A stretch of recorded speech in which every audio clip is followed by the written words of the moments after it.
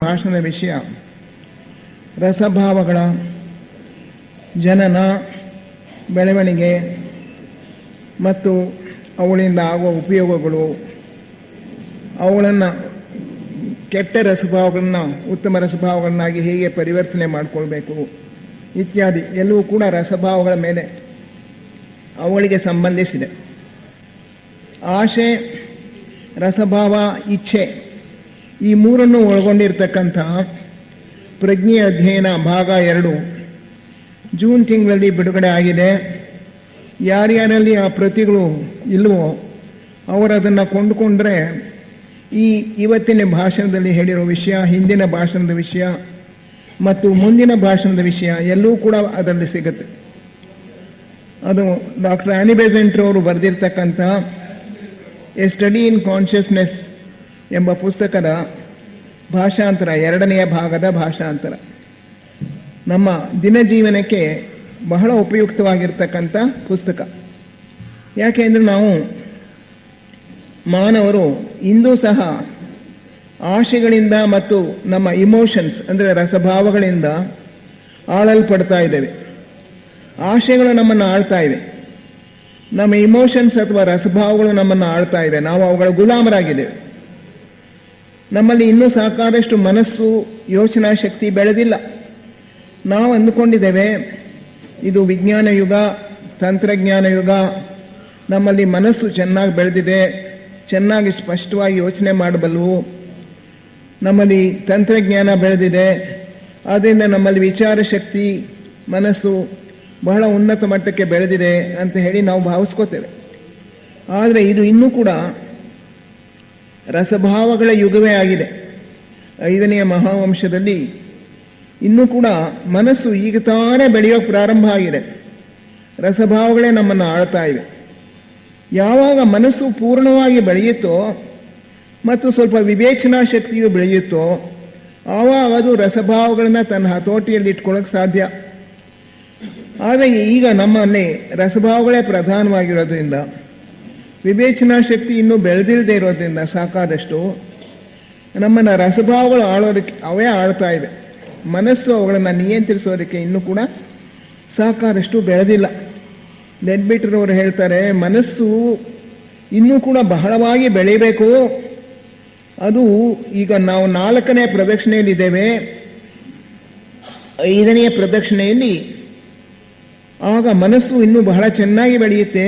ಎಷ್ಟು ಚುರುಕಾಗಿ ಅದು ಕೆಲಸ ಮಾಡುತ್ತೆ ಅಂದರೆ ಅದನ್ನು ಈಗ ನಾವು ಊಹಿಸೋದಕ್ಕೂ ಸಾಧ್ಯ ಇಲ್ಲ. ಆವಾಗ ಮನಸ್ಸು ತನ್ನ ಪೂರ್ಣ ಪ್ರಬುದ್ಧ ಸ್ಥಿತಿಗೆ ಬೆಳೆಯುತ್ತೆ 5ನೇ ಪ್ರದಕ್ಷಿಣೆಯಲ್ಲಿ ಅಂತ. ಈಗ ನಾವಿನ್ನೂ 4ನೇ ಪ್ರದಕ್ಷಿಣೆಯ ಅರ್ಧ ಭಾಗವನ್ನು ಮುಟ್ಟಿದ್ದೇವೆ ಅಷ್ಟೇ. ಮನಸ್ಸು ಬೆಳೆಯೋಕೆ ಪ್ರಾರಂಭ ಆಗಿದೆ, ಆದರೆ ಇನ್ನೂ ಅದು ಸಾಕಾದಷ್ಟು ಚುರುಕಾಗಿ ಬೆಳೆದಿಲ್ಲ. ಮತ್ತು ವಿವೇಚನಾ ಶಕ್ತಿ ನಮ್ಮಲ್ಲಿ ಬೆಳೆದಿಲ್ಲ ಸಾಕಾದಷ್ಟು. ವಿವೇಚನಾ ಶಕ್ತಿ ಬೆಳಿಬೇಕು ಅಂತ ಹೇಳಿದ್ರೆ ಬುದ್ಧಿ ಪ್ರಜ್ಞೆನೂ ಸ್ವಲ್ಪ ಬೆಳಿಬೇಕು, ಇಂಟ್ಯೂಷನ್. ನಮ್ಮಲ್ಲಿ ಅನೇಕರಲ್ಲಿ ಬುದ್ಧಿ ಪ್ರಜ್ಞೆ ಇನ್ನೂ ಬಾಲ್ಯಾವಸ್ಥೆಯಲ್ಲೇ ಇದೆ, ಅಂಕುರಾವಸ್ಥೆಯಲ್ಲೇ ಇದೆ. ಆದ್ದರಿಂದ ಈ ರಸಭಾವಗಳನ್ನು ಮತ್ತು ನಮ್ಮ ಆಶಯಗಳನ್ನು ಹತೋಟಿಯಲ್ಲಿ ಇಟ್ಕೊಳ್ಳೋದಕ್ಕೆ ನಮಗೆ ಇನ್ನೂ ಸಾಧ್ಯ ಆಗ್ತಾ ಇಲ್ಲ. ರಸಭಾವ ಅಂತ ಹೇಳಿದ್ರೆ ಏನು? ರಸಭಾವ ಅಂತ ಹೇಳಿದ್ರೆ ಅದು ಆಶೆ ಪ್ಲಸ್ ಯೋಚನೆ ಅಂತ ಅಂದ್ಕೋಬೋದು. ಆಶೆಗೆ ಯೋಚನಾ ಶಕ್ತಿ ಸೇರಿಕೊಂಡಾಗ ಅದು ರಸಭಾವವಾಗಿ ಪರಿಣಮಿಸುತ್ತೆ. ಆಶೆ ಅನ್ನೋದು ಸಂಪೂರ್ಣವಾಗಿ ನಮ್ಮ ಕಾಮದೇಹಕ್ಕೆ ಸೇರಿರೋದು. ಆಶೆಗಳೆಲ್ಲವೂ ಕೂಡ ನಮ್ಮ ಕಾಮದೇಹದಲ್ಲಿ ಉದ್ಭವವಾಗುತ್ತೆ. ತಿಂಡಿ ತಿನ್ನಬೇಕು ಅನ್ನೋ ಆಸೆ ಆಗಲಿ, ಲೈಂಗಿಕ ಆಸೆ ಆಗಲಿ, ಹಣ ಸೇರಿಸಬೇಕು ಅನ್ನೋ ಆಸೆ ಆಗಲಿ, ಇವೆಲ್ಲ ಆಸೆಗಳು ಕೂಡ ನಮ್ಮ ಕಾಮದೇಹದಲ್ಲಿ ಉತ್ಪತ್ತಿಯಾಗುತ್ತೆ. ಆ ಆಶೆಗೆ ಯೋಚನಾ ಶಕ್ತಿ ಸೇರಿಕೊಂಡ್ರೆ ಅದೇನು ಮಾಡುತ್ತೆ? ಆಶೆ ಯೋಚನಾ ಶಕ್ತಿಗೆ ಹೇಳುತ್ತೆ, ನನಗೀಗ ಆಸೆ ಇದೆ, ನನ್ನನ್ನು ಪೂರೈಸು, ನನ್ನ ಆಸೆ ಪೂರೈಸೋ ಹಾಗೆ ನೀನು ಯೋಜನೆ ಹಾಕು, ಪ್ಲ್ಯಾನ್ ಹಾಕು. ಇವಾಗ ಎಲ್ಲೋ ಒಂದು ಕಡೆ ಒಂದು ಒಳ್ಳೆ ಸಿನಿಮಾ ಬಂದಿದೆ, ನಾನು ಅದನ್ನು ನೋಡಬೇಕು, ಅಲ್ಲಿ ಹೋಗು, ಒಂದು ಟಿಕೆಟ್ ಮೊದಲೇ ಬುಕ್ ಮಾಡು, ಎಲ್ಲ ಗೊತ್ತು ಮಾಡ್ಕೊಂಡು ಬಾ, ನಾನು ಹೋಗಿ ಆ ಟಿಕೆಟ್ ಆ ದಿನ ಆ ಸಿನಿಮಾ ನೋಡ್ತೀನಿ. ಹೀಗೆ ಆಶೆ ಏನು ಮಾಡುತ್ತೆ? ಪ್ರಚೋದಿಸುತ್ತೆ, ಯೋಚನಾ ಶಕ್ತಿನ ಪ್ರಚೋದಿಸುತ್ತೆ, ಮನಸ್ಸನ್ನು ಪ್ರಚೋದಿಸುತ್ತೆ. ತನ್ನ ಪೂರೈಕೆಗಾಗಿ ಯೋಜನೆ ಹಾಕೋ ಹಾಗೆ ಅದು ಮನಸ್ಸನ್ನು ಪ್ರಚೋದಿಸುತ್ತೆ, ಕುಟ್ಕುತ್ತೆ. ಒಂದೇ ಸಮ ಅದ್ರ ಮೇಲೆ ಭಾರ ಹೇರುತ್ತೆ. ಅದು ಹೋಗಿ ಆ ಕೆಲಸ ಮಾಡೋರ್ಗೂ ಬಿಡೋದಿಲ್ಲ. ಅದರಿಂದ ಈ ಆಶೆ ಅನ್ನೋದು ಅದು ಪ್ರಚೋದನಾ ಶಕ್ತಿ. ಆಶೆ ಅನ್ನೋ ವಿಷಯವಾಗಿ ನಾನು ಹಿಂದೆ ಮಾತಾಡಿದ್ದೇನೆ. It is the expression of will in the emotional world. Will ಅನ್ನೋದು ಇಚ್ಛೆ ನಮ್ಮ ಸ್ಪಿರಿಚುವಲ್ ಪ್ಲೇನಲ್ಲಿ ಇರ್ತಕ್ಕಂಥದ್ದು, ಅಂದರೆ ಆತ್ಮಲೋಕಕ್ಕೆ ಸೇರಿರೋದು. ಆತ್ಮನಿಗೆ 3 ಮುಖಗಳು: ಇಚ್ಛೆ, ಜ್ಞಾನ ಮತ್ತು ಕ್ರಿಯಾಶಕ್ತಿ. ಆ ಇಚ್ಛೆ ಅನ್ನೋದು ಆಧ್ಯಾತ್ಮಿಕ ಲೋಕದಲ್ಲಿ, ಆತ್ಮಲೋಕದಲ್ಲಿ ವ್ಯಕ್ತವಾದಾಗ ಆಧ್ಯಾತ್ಮಿಕ ಇಚ್ಛೆಯಾಗಿರುತ್ತೆ. ಅದು ಕೆಳಗಿನ ಮಟ್ಟಕ್ಕೆ ಇಳಿದಾಗ, ಕಾಮದೇಹಕ್ಕೆ ಇಳಿದಾಗ ಅಲ್ಲಿ ಅದು ಆಶೆಯಾಗಿ ವ್ಯಕ್ತವಾಗುತ್ತೆ. Will is the motive power and desire is the motive power in the lower plane. ಹೇಗೆ ಆಧ್ಯಾತ್ಮಿಕ ಲೋಕಗಳಲ್ಲಿ ಈ ಇಚ್ಛೆ ಅನ್ನೋದು ಪ್ರಚೋದನಾ ಶಕ್ತಿ ಆಗಿದೆಯೋ, ಅದೇ ರೀತಿ ಕೆಳಗಿನ ಲೋಕಗಳಲ್ಲಿ ಈ ಆಶೆ ಅನ್ನೋದು ಪ್ರಚೋದನಾ ಶಕ್ತಿ. It drives people to action. ನಮ್ಮನ್ನು ಕೆಲಸಕ್ಕೆ ಪ್ರಚೋದಿಸೋದು ಈ ಆಶೆನೇ. ನಮ್ಮಲ್ಲಿ ಇನ್ನೂ ಕೂಡ ಅಧ್ಯಾತ್ಮ ಲೋಕದವರೆಗೂ ಕೂಡ ನಮ್ಮ ಪ್ರಜ್ಞೆ ಏರಿಲ್ಲ. ಆದ್ದರಿಂದ ಅಲ್ಲಿ ಆ ಡಿವೈನ್ ವಿಲ್ ಅನ್ನೋದು, ದೈವಿಕ ಇಚ್ಛೆ ಅನ್ನೋದು ಇನ್ನೂ ಕೂಡ ನಮಗೆ ತಿಳಿಯೋದಕ್ಕೆ ಅಷ್ಟು ಸಾಧ್ಯ ಇಲ್ಲ. ಧ್ಯಾನ ಕಾಲದಲ್ಲಿ ನಮಗೆ ಅದರ ಅನುಭವ ಸ್ವಲ್ಪ ಆಗಬಹುದು ಅಷ್ಟೇ. ಉಳಿದಂತೆ ನಮ್ಮ ಇಚ್ಛೆ ಕೆಳಗಿನ ರೂಪದಲ್ಲೇ ನಮಗೆ ವ್ಯಕ್ತವಾಗೋದು, ಆಶೆಗಳ ರೂಪದಲ್ಲಿ. ಈ ಆಶೆಗಳ ರೂಪದಲ್ಲಿ ವ್ಯಕ್ತವಾಗತಕ್ಕಂಥ ಇಚ್ಛೆ ಅದು ಇಚ್ಛೆಯ ಸ್ವಭಾವವನ್ನೇ, ಮೂಲ ಲಕ್ಷಣಗಳನ್ನೇ ಹೊಂದಿದೆ. It is A driving force in the ordinary people. ನಮ್ಮನ್ನು ಕೆಲಸಕ್ಕೆ ಪ್ರಚೋದಿಸೋದು ಆಶೆ. ಆಶೆಗಳಿಲ್ಲದೆ ಹೋದರೆ ಮನುಷ್ಯ ಕೆಲಸನೇ ಮಾಡಲ್ಲ. ಯಾಕೆಂದರೆ ಕಷ್ಟಪಟ್ಟು ನಾನು ಮಾರ್ಕ್ಸ್ ತೆಗಿಬೇಕು, ಪರೀಕ್ಷೆಯಲ್ಲಿ ಪಾಸ್ ಆಗಬೇಕು ಅನ್ನೋ ಒಂದು ಆಶೆ, ಒಂದು ಗುರಿ ಇದ್ದರೆ ಆ ವಿದ್ಯಾರ್ಥಿ ಚೆನ್ನಾಗಿ ಓದ್ತಾನೆ. ಹಾಗೆ ನಾನು ಹಣ ಸಂಪಾದನೆ ಮಾಡಬೇಕು ಅನ್ನೋ ಒಂದು ಆಶೆ ಇದ್ದರೆ ವ್ಯಾಪಾರಗಾರರು, ಬಿಸ್ನೆಸ್ ಪೀಪಲು ಅವ್ರು ಕಷ್ಟಪಟ್ಟು ಕೆಲಸ ಮಾಡಿ ಅವರು ಹಣ ಸಂಪಾದನೆ ಮಾಡ್ತಾರೆ. ಹಾಗೆ ನಮ್ಮ ಗುರಿಯನ್ನು ಮುಟ್ಟಬೇಕು ಅನ್ನೋ ಒಂದು ಆಶೆ ಇದ್ದರೆ ನಮಗೆ, ನಾವು ಕಷ್ಟಪಟ್ಟು ಸಾಧನೆ ಮಾಡ್ತೇವೆ, ಧ್ಯಾನ ಮಾಡ್ತೇವೆ. ಈ ಆಶೆ ಅನ್ನೋದೇ ಇಲ್ಲದೆ ಹೋಗ್ಬಿಟ್ರೆ, ಒಳ್ಳೆ ಆಶೆ ಆಗಲಿ ಅಥವಾ ಒಂದು ಕೆಟ್ಟ ಆಶೆ ಆಗಲಿ, ಆಶೆನೇ ಇಲ್ಲದೆ ಹೋಯ್ತು ಅಂದರೆ ಮನುಷ್ಯನಿಗೆ ಅವನು ಪೂರ್ತಿ ನಿಸ್ತೇಜನಾಗ್ಬಿಡ್ತಾನೆ, ಕೆಲಸಕ್ಕೆ ಬಾರ್ದವನಾಗ್ಬಿಡ್ತಾನೆ, ಸುಮ್ಮನೆ ಮಲಗಿರ್ತಾನೆ, ಅವನಿಂದ ಏನೂ ಆಗಲ್ಲ, ಕರ್ತೃತ್ವ ಶಕ್ತಿನೇ ಇರೋದಿಲ್ಲ. ಅದರಿಂದ ಕಾರ್ಯಕ್ಕೆ ಪ್ರೇರೇಪಿಸ್ತಕ್ಕಂಥದ್ದು ಈ ಆಶೆ.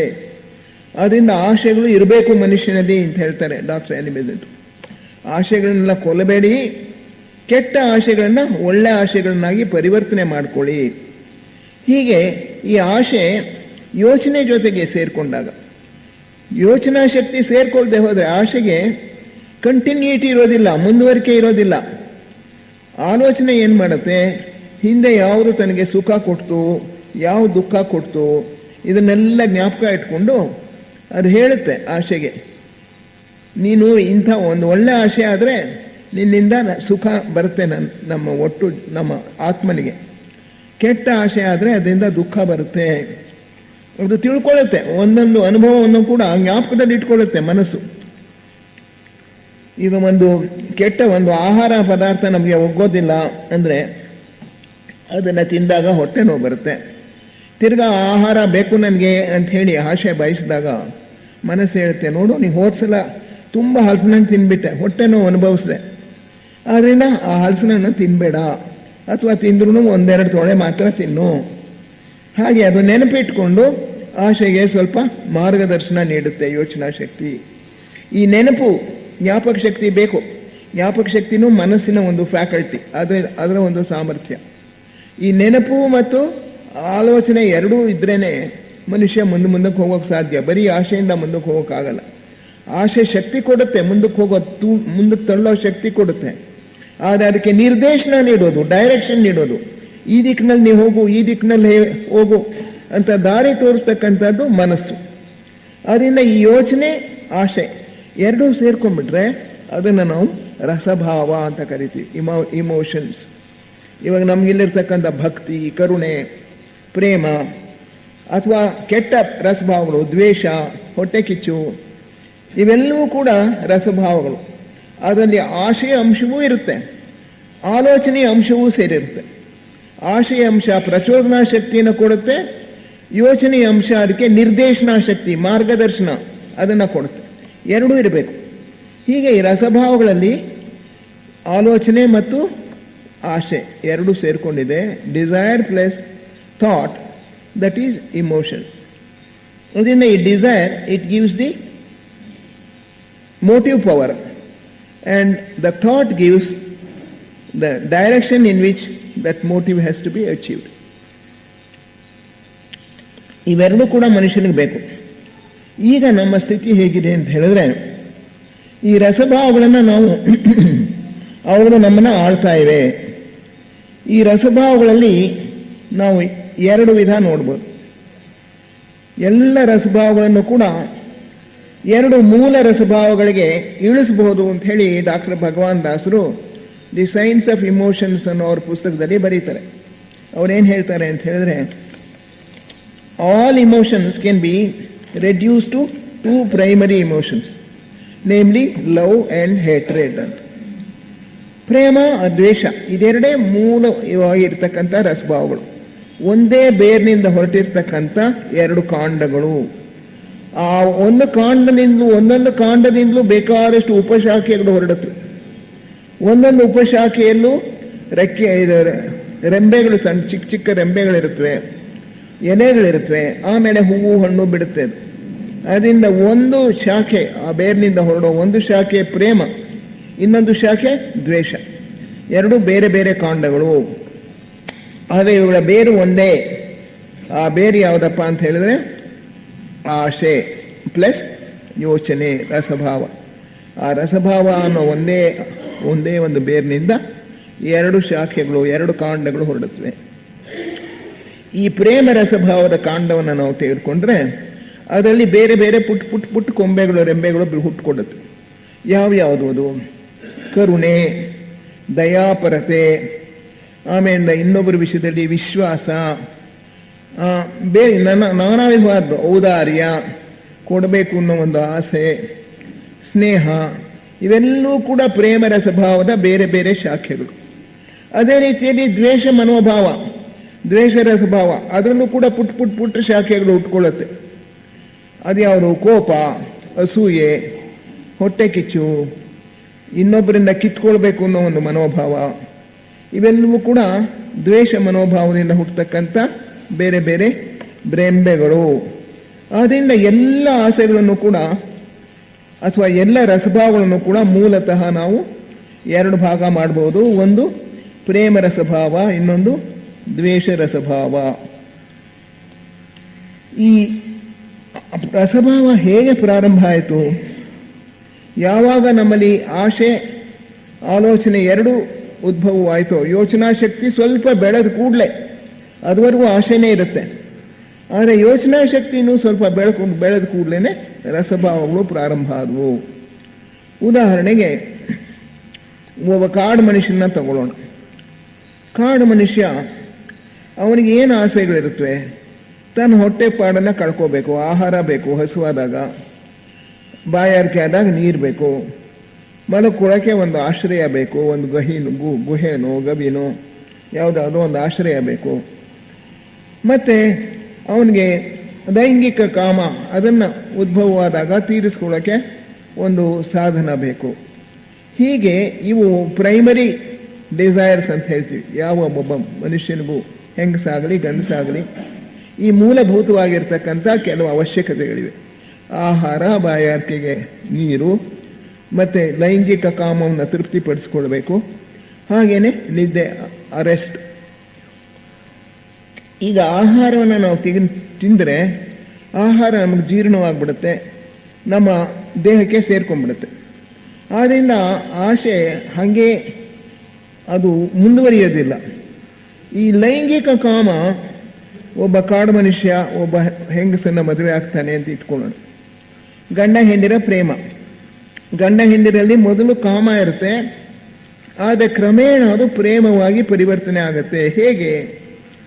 ಹೆಂಡತಿ ಮಗುನ ಹಡಿತಾಳೆ, ಆವಾಗ ಅವಳು ತಾತ್ಕಾಲಿಕವಾಗಿ ಬಹಳ ದುರ್ಬಲಳಾಗಿರ್ತಾಳೆ, ಕೈಯಲ್ಲಿ ಕೆಲಸ ಮಾಡೋಕ್ಕಾಗಲ್ಲ, ಆವಾಗ ಗಂಡನಿಗೆ ಅಯ್ಯೋ ಪಾಪ, ಇವಳು ನನಗೆ ಎಷ್ಟೋ ಸುಖ ಕೊಟ್ಟಿದ್ದಾಳೆ, ನನ್ನನ್ನು ಎಷ್ಟೊಂದು ಕಷ್ಟಪಟ್ಟು ನೋಡ್ಕೋತಾ ಇದ್ದಾಳೆ, ಈಗ ಅವಳಿಗೆ ಕೈಲಾಗ್ತಾ ಇಲ್ಲ, ನಾನು ಸಹಾಯ ಮಾಡಬೇಕು ಅನ್ನೋ ಒಂದು ಮರುಕ ಅವನಲ್ಲಿ ಉತ್ಪತ್ತಿ ಆಗುತ್ತೆ. ಮಾರ್ಧವತೆ ಉತ್ಪತ್ತಿ ಆಗುತ್ತೆ, ಸಹಾನುಭೂತಿ ಉತ್ಪತ್ತಿ ಆಗುತ್ತೆ. ಹೀಗೆ ಆವಾಗ ಅವನೇನು ಮಾಡ್ತಾನೆ, ತಾತ್ಕಾಲಿಕವಾಗಿ ತನ್ನ ಕಾಮವನ್ನು ದಮನ ಮಾಡಿಕೊಂಡು ಅವಳಿಗೆ ಸಹಾಯ ಮಾಡ್ತಾನೆ. ಅವಳು ತಿರ್ಗಾ ಸಬಲಳಾಗೋರು ಕೂಡ ಅವಳಿಗೆ ಸಹಾಯ ಮಾಡ್ತಾನೆ. ಹೀಗೆ ಕ್ರಮೇಣ ಅವನಲ್ಲಿದ್ದಂಥ ಕಾಮ ಸ್ವಲ್ಪ ಸ್ವಲ್ಪವಾಗಿ ಮಾರ್ಧವತೆ, ಪ್ರೇಮ, ಸಹಾನುಭೂತಿ ಇವುಗಳೆಲ್ಲ ಸೇರಿಕೊಂಡು ನಿಧಾನವಾಗಿ ಅದು ಪರಿವರ್ತನೆ ಆಗುತ್ತೆ. ಅದೇ ರೀತಿಯಲ್ಲಿ ದ್ವೇಷ ಮನೋಭಾವವು ಕೂಡ ನಿಧಾನವಾಗಿ ಅದು ಬೇರೆ ಬೇರೆ ರೂಪಗಳನ್ನು ತಾಳುತ್ತೆ. ಇವಾಗ ಇಲ್ಲಿ ನಾವು ನೋಡಿದ್ವಿ, ಆ ಹೆಂಡತಿಯಲ್ಲಿದ್ದಂಥ ಒಂದು ಸಹಾನುಭೂತಿ ಬಂತು ಅವನಿಗೆ, ಅವಳ ವಿಷಯದಲ್ಲಿ ಅನುಕಂಪ ಬಂತು, ಅವನ ಹೃದಯ ಮೃದುವಾಯಿತು, ಮಾರ್ಧವತೆ ಆಯಿತು. ಹೀಗೆ ಆ ತನ್ನ ಸಹಭಾಗಿನಿಯಾಗಿರ್ತಕ್ಕಂಥ ಹೆಂಡತಿ ವಿಷಯದಲ್ಲಿ ಹೇಗೆ ಬೇರೆ ಬೇರೆ ವಿಧವಾದಂಥ ರಸಭಾವಗಳು ಉತ್ಪತ್ತಿಯಾಯಿತು. ಹಾಗೆ ಕುಟುಂಬದಲ್ಲಿ ರಸಭಾವಗಳು ಹೇಗೆ ಕೆಲಸ ಮಾಡುತ್ತವೆ. ಒಂದು ಕುಟುಂಬದಲ್ಲಿ ಬೇಕಾದಷ್ಟು ಜನ ಕೆಲಸ ಬೇಕಾದಷ್ಟು ಸದಸ್ಯರಿರ್ತಾರೆ. ತಂದೆ, ತಾಯಿ, ಮಗ, ಸೊಸೆ, ಮೊಮ್ಮಕ್ಕಳು, ಇನ್ನು ಯಾರಾದರೂ ಬಂಧುಗಳು. ಹಿಂದಿನ ಕಾಲದಲ್ಲಾದರೆ ದೊಡ್ಡ ದೊಡ್ಡ ಕುಟುಂಬಗಳಲ್ಲಿ ಬೇಕಾದಷ್ಟು ಜನ ಬಂಧುಗಳು ಬರೋರು ಹೋಗೋರು ಎಲ್ಲ ಇರ್ತಾಯಿದ್ರು. ನಮ್ಮ ಹಿರಿಯರಲ್ಲಿ ನಮಗೆ ಆದರ, ಗೌರವ ಅದಿರುತ್ತೆ. ಇದು ಪ್ರೇಮದ ಇನ್ನೊಂದು ರೂಪ. ಅದೇ ರೀತಿಯಲ್ಲಿ ಕಿರಿಯರ ವಿಷಯದಲ್ಲಿ ಸಹಾನುಭೂತಿ, ಪ್ರೇಮ, ಅವರಿಗೆ ಸಹಾಯ ಮಾಡಬೇಕು ಅನ್ನೋ ಒಂದು ಆಸೆ, ಅವ್ರನ್ನ ಸರಿಯಾದ ರೀತಿಯಲ್ಲಿ ಮಾರ್ಗದರ್ಶನ ಕೊಡಬೇಕು ಅನ್ನೋದು, ಇದೆಲ್ಲ ಇರುತ್ತೆ. ಇವೆಲ್ಲ ಪ್ರೇಮದ ಸ್ವಭಾವದ ಬೇರೆ ಬೇರೆ ರೂಪಗಳು. ನಮ್ಮ ಹಿರಿಯರಲ್ಲಿ ನಾವು ಗೌರವವನ್ನು ತೋರಿಸ್ತೇವೆ, ಅವರ ವಿಷಯದಲ್ಲಿ ಆದರವನ್ನು ಹೊಂದಿರ್ತೇವೆ. ನಮ್ಮ ಸಮಾನರ ವಿಷಯದಲ್ಲಿ ಸ್ನೇಹ ಇರುತ್ತೆ, ಅವರಿಗೆ ಸಹಾಯ ಮಾಡಬೇಕು ಅನ್ನೋ ಒಂದು ಆಸೆ ಇರುತ್ತೆ. ನಮಗಿಂತ ಕಿರಿಯರ ವಿಷಯದಲ್ಲಿ, ಮಕ್ಕಳ ವಿಷಯದಲ್ಲಿ ಹೇಗಿರುತ್ತೆ ನಮ್ಮ ಭಾವನೆ, ಅವ್ರನ್ನ ಸರಿಯಾದ ರೀತಿಯಲ್ಲಿ ಬೆಳೆಸಬೇಕು, ಮಾರ್ಗದರ್ಶನ ನೀಡಬೇಕು, ಅವರಿಗೆ ಸರಿಯಾದ ಉಡುಪು, ಆಹಾರ ಇವುಗಳನ್ನೆಲ್ಲ ಕೊಡಬೇಕು. ನಮ್ಮ ಕರ್ತವ್ಯಗಳು ಏನಿದೆಯೋ ಅದನ್ನು ನಾವು ಪಾಲಿಸಬೇಕು. ಚಿಕ್ಕ ಮಕ್ಕಳ ವಿಷಯದಲ್ಲಿ ತುಂಬ ಪ್ರೇಮ ಇರುತ್ತೆ. ಹೀಗೆ ಕುಟುಂಬದಲ್ಲಿ ಈ ರಸಭಾವಗಳು ಪೋಷಣೆಯನ್ನು ಪಡೆಯುತ್ತವೆ. ಅದರ ಜನನ ಹೇಗೆ, ನಾವು ಪ್ರಾರಂಭದಿಂದಾನೇ ಯಾವಾಗ ಯೋಚನೆ ಸ್ವಲ್ಪ ಬೆಳೀತೋ ಆವಾಗಲೇ ರಸಭಾವ ಉತ್ಪತ್ತಿಯಾಯಿತು ಅನ್ಬೋದು. ಮೊದಲು ಆಸೆ ಇರುತ್ತೆ, ಸ್ವಲ್ಪ ಯೋಚನೆ ಮಾಡೋ ಶಕ್ತಿ, ನೆನಪು ಇದೆಲ್ಲ ವೃದ್ಧಿಯಾದ ಕೂಡಲೇ ರಸಭಾವಗಳು ಅಲ್ಲಿ ಹುಟ್ಕೊಂಡಿತು. ಪ್ರೇಮ ರಸಭಾವ ಆಗ್ಬೋದು, ದ್ವೇಷ ರಸಭಾವ ಆಗ್ಬೋದು. ಪ್ರೇಮ ರಸಭಾವ ಅಂದರೆ ಅದು ಜನಗಳನ್ನು ಒಟ್ಟುಗೂಡಿಸುತ್ತೆ. ತಂದೆ ತಾಯಿಗಳನ್ನ, ಗಂಡ ಹೆಂಡರನ್ನ, ದಂಪತಿಗಳನ್ನ, ಮಕ್ಕಳನ್ನ ಎಲ್ಲ ಒಟ್ಟುಗೂಡಿಸ್ತಕ್ಕಂಥದ್ದು. ಇದು ರಚನಾತ್ಮಕ ಶಕ್ತಿ, ಸಂಘಟನಾ ಶಕ್ತಿ. ಈ ಜಗತ್ತಿನಲ್ಲಿ ಒಬ್ಬರನ್ನೊಬ್ಬರು ಒಟ್ಟುಗೂಡಿಸ್ತಕ್ಕಂಥದ್ದು ಪ್ರೇಮರ ಸ್ವಭಾವ. ಆಕರ್ಷಿಸುತ್ತೆ ಜನರನ್ನ, ಒಬ್ಬರನ್ನೊಬ್ಬರಿಗೆ ಆಕರ್ಷಿಸುತ್ತೆ. ದ್ವೇಷದ ಸ್ವಭಾವ ಏನು ಮಾಡುತ್ತೆ, ನನಗೆ ಅವನನ್ನು ಕಂಡ್ರೆ ಆಗಲ್ಲ ಅಂಥೇಳಿ ಅವನಿಂದ ದೂರ ಹೋಗೋಕೆ ನೋಡ್ತೀವಿ.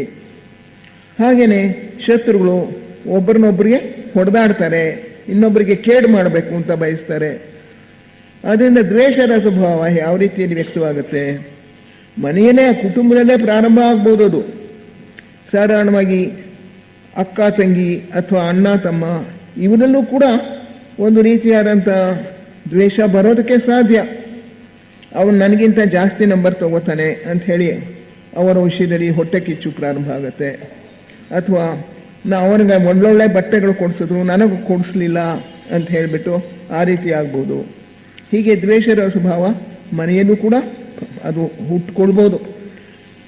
ಆದರೆ ಸಾಧಾರಣವಾಗಿ ಬಾಹ್ಯ ಜೀವನದಲ್ಲಿ ತೊಡಗಿದಾಗ ನಮಗೆ ಯಾರು ಎದುರಾಳಿಗಳಾಗಿರ್ತಾರೋ ಅವ್ರ ವಿಷಯದಲ್ಲಿ ದ್ವೇಷ ಪ್ರಾರಂಭ ಆಗುತ್ತೆ. ಹೀಗೆ ದ್ವೇಷ ಅದು ಕೂಡ ಅನೇಕ ರೀತಿಗಳಲ್ಲಿ ವ್ಯಕ್ತವಾಗುತ್ತೆ. ನಮಗಿಂತ ಸುಪೀರಿಯರ್ ಆಗಿರೋರು, ನಮ್ಮ ಆಫೀಸರ್ಸು ನಮ್ಮ ಮೇಲೆ ಅವರು ಒಂದೇ ಸಮ ದಬ್ಬಾಳಿಕೆ ನಡೆಸ್ತಾ ಇದ್ದರೆ ಅವ್ರ ವಿಷಯದಲ್ಲಿ ನಮಗೆ ಕ್ರೋಧ ಬರುತ್ತೆ, ಕೋಪ. ಆಮೇಲಿಂದ ಅವರನ್ನು ಕಂಡ್ರೆ ಹೆದರಿಕೆನೂ ಬರ್ಬೋದು. ಅವ್ರು ನಮಗೆ ಪ್ರಮೋಷನ್ ಕೊಡದೆ ಹೋಗ್ತಾರೆ ಅಥವಾ ನನ್ನನ್ನು ಕೆಲಸದಿಂದ ತೆಗೆದಾಕ್ಬಿಡ್ತಾರೆ ಅಂತ ಹೆದರಿಕೆ ಬರ್ಬೋದು. ಅದು ಹೆದರಿಕೆ ರೂಪದಲ್ಲಿ ವ್ಯಕ್ತವಾಗುತ್ತೆ, ಭಯದ ರೂಪದಲ್ಲಿ, ದ್ವೇಷದ ರೂಪದಲ್ಲಿ. ಅವ್ರನ್ನ ಕಂಡ್ರೆ ದೂರ ಇರಬೇಕು ಅಂತ ಅನಿಸುತ್ತೆ. ಹೀಗೆ ಸಮಾನರಲ್ಲಾಯಿತು ಅಂತ ಹೇಳಿದ್ರೆ ಪರಸ್ಪರ ಕೇಡು ಮಾಡಬೇಕು. ಅವ್ರು ಸ್ನೇಹಿತರಾಗಿರ್ಬೋದು ಪ್ರಾರಂಭದಲ್ಲಿ, ಆದರೆ ಒಬ್ರಿಗೊಬ್ರು ಅವರಲ್ಲಿ ಶತ್ರುತ್ವ ಬಂದ್ಬಿಟ್ಟಾಗ ಅವನ ಬಿಸ್ನೆಸ್ ಸರಿಯಾಗಿ ನಡೀದೇ ಇರೋ ಹಾಗೆ ಅಡ್ಡಿ ಮಾಡಬೇಕು. ಅಥವಾ ಗಂಡ ಹೆಂಡ್ತೀರಾಯಿತು ಅಂತ ಹೇಳಿದ್ರೆ ನಾನು ಡೈವರ್ಸ್ ತಗೋಬೇಕು. ಈ ರೀತಿಯಾಗಿ ನಾವು ನೋಡ್ತೀವಿ ಪೇಪರ್ನಲ್ಲಿ ಎಷ್ಟೊಂದು ಆತ್ಮಹತ್ಯೆಗಳಿಗೆ ಕಾರಣ, ಕೊಲೆಗಳಿಗೆ ಕಾರಣ ಗಂಡ ಹೆಂಡರ ಮಧ್ಯೆ ಇರ್ತಕ್ಕಂಥ ಒಂದು ವೈಮನಸ್ಯ. ಅದರಿಂದ ಯಾವಾಗ ಪರಸ್ಪರ ಆಕರ್ಷಣೆಗೆ ಬದಲಿ ವಿಕರ್ಷಣೆ ಪ್ರಾರಂಭ ಆಗುತ್ತೋ, ದೂರ ಹೋಗಬೇಕು, ಅವ್ರನ್ನ ಕಂಡ್ರೆ ಆಗಲ್ಲ ಅನ್ನೋ ಒಂದು ಭಾವನೆ ಪ್ರಾರಂಭ ಆಗುತ್ತೋ, ಅಲ್ಲಿ ದ್ವೇಷ ಮನೋಭಾವ ಹುಟ್ಕೊಳ್ಳುತ್ತೆ. ದ್ವೇಷ ಅನೇಕ ರೀತಿಗಳಲ್ಲಿ ವ್ಯಕ್ತವಾಗುತ್ತೆ. ಪ್ರತೀಕಾರ ಮನೋಭಾವ, ತಂದೆ ತಾಯಿಗಳು ಮಕ್ಕಳನ್ನ ನಾನು ಹೇಳ್ದಂಗೆ ನೀ ಕೇಳಬೇಕು ಅಂತ ಹೇಳಿ ಬಲವಂತ ಮಾಡಿದ್ರೆ, ತಮ್ಮ ದಾರಿಗೆ ಅವರನ್ನು ಬಲವಂತವಾಗಿ ಹೇಳ್ಕೊಂಡ್ರೆ, ಅವರ ಮಾತುಗಳಿಗೆ ಸ್ವಲ್ಪವೂ ಕಿವಿಗೊಡದೆ, ಅವ್ರು ಏನು ಕೇಳ್ತಾರೆ ಅನ್ನೋದನ್ನು ಕಿವಿಗೆ ಕೇಳಿಸ್ಕೊಳ್ದೆ ಅವ್ರನ್ನ ಹೊಡೆದು ಬಡಿದು, ನಿಮ್ಮ ಮಾರ್ಕ್ಸ್ ತೆಗೀಲಿಲ್ಲ ಅನ್ನೋದು ಹೊಡೆಯೋದು, ನೀ ಪರೀಕ್ಷೆಯಲ್ಲಿ ಪಾಸ್ ಆಗಲಿಲ್ಲ ಅನ್ನೋದು ಬಡಿಯೋದು, ಹೀಗೆಲ್ಲ ಮಾಡಿದ್ರೆ ಮಕ್ಕಳಿಗೂ ತಂದೆ ತಾಯಿಗಳು ಮಧ್ಯೆ ಒಂದು ಬಿರುಕು ಬಿಟ್ಬಿಡುತ್ತೆ. ಅಂಥ ಎಷ್ಟೋ ಜನ ಮಕ್ಕಳು ಮನೆ ಬಿಟ್ಟು ಓಡಿ ಹೋಗ್ತಾರೆ, ಅಥವಾ ಆತ್ಮಹತ್ಯೆ ಮಾಡ್ಕೊಳ್ತಾರೆ, ಅಥವಾ ತುಂಬ ಬೆಳೆದಿರೋ ಮಕ್ಕಳಾಯಿತು ಅಂತ ಹೇಳಿದ್ರೆ ತಂದೆ ತಾಯಿಗಳನ್ನ ಕೊಲೆ ಕೂಡ ಮಾಡ್ಬೋದು. ಹೀಗೆ ಈ ದ್ವೇಷ ಮನೋಭಾವ ಪ್ರತೀಕಾರ ಮನೋಭಾವವಾಗಿ ವ್ಯಕ್ತವಾಗ್ಬೋದು, ಅಥವಾ ಭಯದ ರೂಪದಲ್ಲಿ ವ್ಯಕ್ತವಾಗ್ಬೋದು, ಅಥವಾ ಇನ್ನೊಬ್ಬರಿಗೆ ಕೇಡು ಮಾಡಬೇಕು ಅನ್ನೋ ರೀತಿಯಲ್ಲಿ ಆ ಭಾವನೆಯಲ್ಲಿ ಅದು ವ್ಯಕ್ತವಾಗ್ಬೋದು. ಹೀಗೆ ದ್ವೇಷ ಮನೋಭಾವದಲ್ಲೂ ಅನೇಕ ರೀತಿಯ ಭೇದಗಳಿವೆ, ಪ್ರೇಮ ಮನೋಭಾವದಲ್ಲಿಯೂ ಅನೇಕ ರೀತಿಯ ಭೇದಗಳಿವೆ. ಹೀಗೆ ರಸಭಾವಗಳು ಮನುಷ್ಯನ ಇವತ್ತು ನಾನಾ ರೀತಿಯಲ್ಲಿ ಆಳ್ತಾ ಇವೆ. ಈ ರಸಭಾವದಿಂದ ಸದ್ಗುಣಗಳು ಹೇಗೆ, ದುರ್ಗುಣಗಳು ಹೇಗೆ ಹುಟ್ಕೊಳ್ಳುತ್ತೆ ಅನ್ನೋದನ್ನು ನೋಡೋಣ. ಒಬ್ಬ ಮನುಷ್ಯ ತನ್ನ ಹೆಂಡತಿ ವಿಷಯದಲ್ಲಿ ಹೇಗೆ ಪ್ರೀತಿಯಿಂದ ನಡ್ಕೊಂಡ ಅನ್ನೋದನ್ನು ನಾವು ನೋಡಿದ್ವಿ. ಕಾಡು ಮನುಷ್ಯನೇ ಆಗಲಿ, ಅವಳಿಗೆ ದುರ್ಬಲರಾಗಿದ್ದಾಗ ಅವಳಿಗೆ ಸಹಾಯ ಮಾಡೋದು, ಅನುಕಂಪ ತೋರಿಸೋದು. ಹಾಗೆ ಹೆಂಡತಿ ಗಂಡ ಏನಾದರೂ ಕಾಯಿಲೆ ಮಲಗಿಬಿಟ್ರೆ ಅವನ ಸೇವೆ ಮಾಡ್ತಾಳೆ, ಅವನನ್ನು ಚೆನ್ನಾಗಿ ಪೋಷಿಸ್ತಾಳೆ, ಅವನ ವಿಷಯದಲ್ಲಿ ಕರುಣೆಯಿಂದ ನಡ್ಕೊಳ್ತಾಳೆ. ಹೀಗೆ ಕರುಣೆ, ಪ್ರೇಮ ಇವುಗಳೆಲ್ಲ ಕೌಟುಂಬಿಕ ಜೀವನದಲ್ಲಿ ಪ್ರಾರಂಭ ಆಗುತ್ತೆ. ಮಕ್ಕಳ ವಿಷಯದಲ್ಲಿ ನಮಗೆ ತುಂಬ ಪ್ರೀತಿ ಇರುತ್ತೆ, ಅವ್ರನ್ನ ಬಹಳ ಲಾಲಸೆಯಿಂದ ಪೋಷಿಸ್ತೇವೆ. ಅವ್ರಿಗೋಸ್ಕರ ತಂದೆ ತಾಯಿಗಳು ತ್ಯಾಗ ಮಾಡ್ತಾರೆ. ತಮ್ಮ ವರಮಾನದಲ್ಲಿ ಒಂದು ಭಾಗವನ್ನು ಮಕ್ಕಳಿಗೋಸ್ಕರವೇ ಖರ್ಚು ಮಾಡೋಕ್ಕಿರ್ತಾರೆ. ಅವರಿಗೆ ವಿದ್ಯಾಭ್ಯಾಸ ಕೊಡಿಸ್ತಾರೆ, ಮತ್ತೆ ಮುಂದೆ ಮದುವೆ ಮಾಡ್ತಾರೆ. ಹೀಗೆ ನಾನಾ ವಿಧದಲ್ಲಿ ತ್ಯಾಗ ಮನೋಭಾವ ಹುಟ್ಟುತ್ತೆ ಕುಟುಂಬದಲ್ಲಿ. ಈ ರೀತಿಯಾಗಿ ಬೆಳೆದಿರ್ತಕ್ಕಂಥ ಮನೋಭಾವ ನಮ್ಮ ಮನೆಯವರ ವಿಷಯದಲ್ಲಿ, ಕುಟುಂಬದಲ್ಲಿ ಇರ್ತಕ್ಕಂಥ ಈ ಮನೋಭಾವಗಳು ಕುಟುಂಬಕ್ಕೆ ಸೀಮಿತವಾಗದೆ ಹೊರಗಡೆ ಸಮಾಜಕ್ಕೂ ಹರಡಿಕೊಂಡ್ರೆ ಆಗ ಅದು ಸದ್ಗುಣ. ಅಂದರೆ ಒಂದು ಶಾಶ್ವತ ಮನೋವೃತ್ತಿ. ಯಾವುದಾದ್ರೂ ಒಂದು ರಸಭಾವ ಪರ್ಮನೆಂಟ್ ಆಗಿ ಶಾಶ್ವತವಾಗಿ ಉಳ್ಕೊಂಡ್ರೆ, ಅದು ನಮ್ಮ ಸ್ವಭಾವದ ಒಂದು ಭಾಗ ಆಗಿಬಿಟ್ರೆ ಆಗ ಅದನ್ನು ನಾವು ಒಳ್ಳೆಯ ಗುಣ ಆದರೆ ಸದ್ಗುಣ ಅಂತೀವಿ, ಕೆಟ್ಟದ್ದಾದರೆ ಅದನ್ನು ದುರ್ಗುಣ ಅಂತೀವಿ. ಹೀಗೆ ರಸಭಾವಗಳಿಂದ ಸದ್ಗುಣಗಳು ಮತ್ತು ದುರ್ಗುಣಗಳು ಅವು ಹೊರಹೊಮ್ಮತ್ವೆ. ಒಬ್ಬ ವ್ಯಕ್ತಿಗೆ ನಾವು ಮನೆಯಲ್ಲಿರೋರು ನಮ್ಮ ತಂದೆಗೋ ತಾಯಿಗೋ ಸಹಾಯ ಮಾಡ್ತಾ ಇರ್ತೀವಿ, ಅವ್ರನ್ನ ನೋಡ್ಕೊಳ್ತಾ ಇರ್ತೀವಿ. ತಂದೆ ತಾಯಿಗಳು ಆಮೇಲಿಂದ ನಾವು ಹೊರಗಡೆ ಸಮಾಜದಲ್ಲಿ ಹೋದಾಗ ಪಕ್ಕದ ಮನೆಯವ್ರಿಗೆ, ಅಯ್ಯೋ ಪಾಪ ವಯಸ್ಸಾಗ್ಬಿಟ್ಟಿದೆ, 80 ವರ್ಷ ಅಂತೆ, ಜ್ವರ ಬಂದ್ಬಿಟ್ಟು ಯಾರೂ ಮನೇಲಿ ನೋಡ್ಕೊಳ್ಳೋರೇ ಇಲ್ವಂತೆ ಅಂದರೆ ಅವ್ರನ್ನ ಹೋಗಿ ಸ್ವಲ್ಪ ವಿಚಾರಿಸ್ಕೊಳ್ತೀವಿ. ಅವರಿಗೆ ಗಂಜಿನೋ ಆಹಾರನೋ ಔಷಧಿನೋ ಕೊಡ್ತೀವಿ. ಹೀಗೆ ಅಕ್ಕಪಕ್ಕದವ್ರ ಮನೆಗೆ ಅಥವಾ ನಮ್ಮ ದೂರದ ಬಂಧುಗಳು, ಚಿಕ್ಕಪ್ಪನೋ ದೊಡ್ಡಪ್ಪನೋ ಅವ್ರನ್ನ ನೋಡ್ಕೊಳ್ಳೋಕೆ ಕರೀತಾರೆ. ಅವರ ವಿಷಯದಲ್ಲಿ ಕೂಡ ನಮ್ಮ ಕರುಣೆ ಬರುತ್ತೆ, ಸಹಾನುಭೂತಿ ಬರುತ್ತೆ. ಅವರಿಗೆ ಬೇಕಾದಂಥ ಸಹಾಯನ ನಾವು ಮಾಡ್ತೀವಿ. ಈ ರೀತಿಯಾಗಿ ಸ್ವಲ್ಪ ವಿಸ್ತರಿಸ್ತಾ ಬರುತ್ತೆ ಕುಟುಂಬದಿಂದ ಆಚೆಗೆ. ಆಮೇಲಿಂದ ಸಮಾಜದಲ್ಲಿ ಇಷ್ಟೊಂದು ಜನ ಕೆಳಮಟ್ಟದಲ್ಲಿದ್ದಾರಲ್ಲ, ತರಕಾರಿ ಗಾಡಿ ಎಳ್ಕೊಂಡು ಹೋಗ್ತಾರೆ, ಸೊಪ್ಪು ಮಾರ್ತಾರೆ, ಹಾಲು ಮೊಸರು ತಂದು ಮನೆಗೆ ಕೊಡ್ತಾರೆ. ಅವರ ಮಗನಿಗೆ ಒಳ್ಳೆ ಮಾರ್ಕ್ಸ್ ಬಂದಿದೆಯಂತೆ, ಅವನಿಗೆ ಮುಂದಕ್ಕೆ ಓದಿಸೋದಕ್ಕೆ ಚೈತನ್ಯ ಇಲ್ಲ ಅಂದರೆ ಪಾಪ ಅವನಿಗೆ ಫೀಸ್ ಕೊಡೋಣ ಅವನು ಮುಂದಕ್ಕೆ ಓದಲಿ ಅಂತ ಹೇಳಿಬಿಟ್ಟು ಸಹಾಯ ಮಾಡ್ತೀವಿ. ಹೀಗೆ ಕ್ರಮೇಣ ಸಮಾಜಕ್ಕೆ ವಿಸ್ತರಿಸುತ್ತೆ ನಮ್ಮ ಪ್ರೇಮ, ನಮ್ಮ ಸಹಾನುಭೂತಿ, ನಮ್ಮ ಕರುಣೆ, ಇದೆಲ್ಲ ಸಮಾಜಕ್ಕೆ ವಿಸ್ತರಿಸ್ತಾ ಹೋಗುತ್ತೆ. ಮೊದಲು ನಮಗೆ ತಿಳಿದಿರ್ತಕ್ಕಂಥವ್ರಿಗೆ ಸಹಾಯ ಮಾಡ್ತೀವಿ. ಆಮೇಲೆ ಒಂದು ಸಂಘ ಕಟ್ತೀವಿ. ಇಲ್ಲಿ ಯಾರ್ಯಾರು ಬರ್ತಾರೋ ಬಡವರು ಅವ್ರಿಗೆಲ್ರಿಗೂ ಕೂಡ ಊಟ ಹಾಕೋ, ಅಥವಾ ಅವರೆಲ್ರಿಗೂ ಕೂಡ ಬೇಕಾಗಿರೋ ಫೀಸ್ ಕೊಡೋ, ಈ ತರಹ ಒಂದು ಸಂಘ. ಈಗ ನಮ್ಮ ಸೇವಾ ವಿಭಾಗ ಇದೆಯಲ್ಲ, ಹಾಗೆ ಪ್ರಾರಂಭ ಆಗುತ್ತೆ. ಅಂತ ಸೇವಾ ವಿಭಾಗಕ್ಕೆ ನಮ್ಮ ಕಾಣಿಕೆಯನ್ನು ಕೊಡೋದು, ನಮ್ಮಿಂದ ಆದಷ್ಟು ದ್ರವ್ಯ ಸಹಾಯ ಮಾಡೋದು. ಹೀಗೆ ಕ್ರಮೇಣ ಅದು ಸಮಾಜಕ್ಕೆ ವಿಸ್ತರಿಸುತ್ತೆ, ಒಂದು ಕಮ್ಯುನಿಟಿ, ಒಂದು ಪಂಗಡಕ್ಕೆ ವಿಸ್ತರಿಸುತ್ತೆ. ಆ ರೀತಿ ಆದಾಗ ಅದನ್ನು ನಾವು ಸದ್ಗುಣ ಅಂತೀವಿ. ಅಂದರೆ ಯಾವುದು ಕುಟುಂಬದಲ್ಲಿ ಪ್ರಾರಂಭ ಆಯಿತೋ ಒಂದು ಒಳ್ಳೆಯ ರಸಭಾವ, ಅದು ನಮ್ಮಲ್ಲಿ ಅದು ಕಾಲಕ್ರಮೇಣ ಬೇರೆ ಬಿಟ್ಕೊಂಡು ಬೆಳೆದು ಸಮಾಜಕ್ಕೂ ವಿಸ್ತರಿಸ್ಕೊಂಡ್ರೆ, ಅದು ನಮ್ಮಲ್ಲಿ ಒಂದು ಶಾಶ್ವತ ಮನೋವೃತ್ತಿ ಆದರೆ, ಯಾರು ಕಷ್ಟದಲ್ಲಿದ್ದರು ಅಯ್ಯೋ ಪಾಪ ಅಂತ ಅವರ ವಿಷಯದಲ್ಲಿ ನಮಗೆ ಕರುಣೆ ಹುಟ್ಟಿದ್ರೆ, ಅವರಿಗೆ ನಾವು ಸಹಾಯ ಮಾಡೋ ಒಂದು ಪ್ರವೃತ್ತಿ ನಮ್ಮಲ್ಲಿ ಬಂದರೆ, ಆಗ ಅದು ಸದ್ಗುಣ. ಅದೇ ರೀತಿಯಲ್ಲಿ ಅದು ಕ್ರಮೇಣ ದೇಶಕ್ಕೆ ವಿಸ್ತರಿಸುತ್ತೆ. ನಮ್ಮ ದೇಶದವ್ರಿಗೆಲ್ಲ ನಾವು ಸಹಾಯ ಮಾಡಬೇಕು. ಆಮೇಲೆ ಪ್ರಪಂಚಕ್ಕೆ ವಿಸ್ತರಿಸುತ್ತೆ. ಹೀಗೆ ಪ್ರಪಂಚಕ್ಕೆಲ್ಲ ಸಹಾಯ ಮಾಡುವಂಥ ವ್ಯಕ್ತಿಗಳು ಬೇಕಾದಷ್ಟು ಜನ ಇದ್ದಾರೆ. ಮಾತಾ ಅಮೃತಾನಂದಮಯಿ ಇದ್ದಾರೆ, ಆಮೇಲೆ ಈಗ ಶ್ರೀ ರವಿಶಂಕರ್ ಇದ್ದಾರೆ, ಶ್ರೀ ಸತ್ಯಸಾಯಿ ಬಾಬಾ ಅವರಿದ್ದಾರೆ. ಎಲ್ಲೆಲ್ಲೋ ಮಾತಾ ಅಮೃತಾನಂದಮಯಿಯವರು ಅಮೆರಿಕಾದಲ್ಲಿ, ನ್ಯೂಜಿಲೆಂಡ್ನಲ್ಲಿ, ಆಸ್ಟ್ರೇಲಿಯಾದಲ್ಲಿ, ಮಲೇಷಿಯಾದಲ್ಲಿ ಎಲ್ಲಿ ಹೋದರೆ ಅಲ್ಲೆಲ್ಲ ಸೆಂಟರ್ಸ್ ಓಪನ್ ಮಾಡ್ತಾರೆ. ಅಲ್ಲೆಲ್ಲ ನಾನಾ ವಿಧವಾಗಿ ಸಮಾಜದಲ್ಲಿ ದುರ್ಬಲರಾಗಿರ್ತಂಥ ಅವ್ರಿಗೆ ಸಹಾಯ ಮಾಡುವಂಥ ಸಂಸ್ಥೆಗಳಿಗೆ ಅವರು ಪೋಷಣೆ ಕೊಡ್ತಾರೆ. ಅವರು ಅದಕ್ಕೆ ಬೇಕಾದಷ್ಟು ಧನ ಸಹಾಯ ಮಾಡ್ತಾರೆ. ಅಲ್ಲಿ ಇರ್ತಕ್ಕಂಥ ಅವರ ಸದಸ್ಯರು ಅದನ್ನು ನೋಡ್ಕೊಳ್ತಾರೆ. ಅದೇ ರೀತಿಯಲ್ಲಿ ಶ್ರೀ ರವಿಶಂಕರ್ ಅವರು ಕೂಡ ಸೇವಾ ಕಾರ್ಯವನ್ನು ಪ್ರಾರಂಭ ಮಾಡಿದ್ದಾರೆ. ವರ್ಲ್ಡ್ ವೈಡ್, ಗ್ಲೋಬಲ್, ಪ್ರಪಂಚದಲ್ಲೆಲ್ಲ ಅವರದ್ದು ಸಂಸ್ಥೆಗಳು ಈಗ ನಡೀತಾ ಇವೆ. ಹೀಗೆ ಕ್ರಮೇಣ ಪ್ರಪಂಚಕ್ಕೆ ಅದು ವಿಸ್ತರಿಸ್ಬೋದು. ಈ ರೀತಿಯಾಗಿ ಆ ಒಂದು ಸದ್ಗುಣ ಅನ್ನೋದು ಕುಟುಂಬದಲ್ಲಿ ಪ್ರಾರಂಭ ಆದದ್ದು ಪ್ರಪಂಚಕ್ಕೆಲ್ಲ ವಿಸ್ತರಿಸ್ತಾ ಹೋಗುತ್ತೆ. ದ್ವೇಷ ಮನೋಭಾವವೂ ಅಷ್ಟೇ, ಅದು ಕೂಡ ಹಾಗೆ ಹರಡ್ಕೊಳ್ಳುತ್ತೆ. ಕುಟುಂಬದಲ್ಲಿ ಮೊದಲು ಪ್ರಾರಂಭ ಆಗ್ಬೋದು, ಅಥವಾ ಹೊರಗಡೆ ನಮ್ಮ ಬಂಧುಗಳಲ್ಲಿ ಪ್ರಾರಂಭ ಆಗ್ಬೋದು, ಸ್ನೇಹಿತರಲ್ಲಿ ಪ್ರಾರಂಭ ಆಗ್ಬೋದು ದ್ವೇಷ, ಅಸೂಯೆ. ಕ್ರಮೇಣ ನಾವು ನೋಡ್ತೀವಿ ಹ್ಯಾಬಿಚುಯಲ್ ಕ್ರಿಮಿನಲ್ಸ್ ಅಂದ್ಬಿಟ್ಟು, ರೇಪಿಸ್ಟ್ 27 ಜನನ ಕೊಂದ, ಅಥವಾ 40 ಹೆಂಗಸರಿಗೆ ಅವನು ಮಾನಭಂಗ ಮಾಡ್ದ. ಇದೆಲ್ಲ ಯಾಕಾಗತ್ತೆ? ಯಾರಾದರೂ ಒಬ್ಬ ದುರ್ಬಲ ವ್ಯಕ್ತಿನ ಕಂಡಾಗ ನಾನು ಅವನಿಗಿಂತ ಶಕ್ತಿವಂತ, ಆದ್ದರಿಂದ ಅವನನ್ನು ಹೊಡೆದು ನನ್ನ ಅಧೀನ ಮಾಡ್ಕೊಳ್ಬೇಕು. ಯಾವಾಗ ಒಂದು ಈ ಕುಟುಂಬದಲ್ಲಿ ಪ್ರಾರಂಭ ಆಗ್ಬೋದು, ಅಥವಾ ತನ್ನ ಬಂಧುಗಳಲ್ಲಿ ಪ್ರಾರಂಭ ಆಗ್ಬೋದು. ಒಬ್ಬ ದೊಡ್ಡ ಹುಡುಗ ಚಿಕ್ಕ ಹುಡುಗನನ್ನು ಹಿಡ್ಕೊಂಡು ಹೊಡಿತಾನೆ, ತನ್ನ ಮಾತು ಕೇಳದೆ ಹೋಯ್ತು.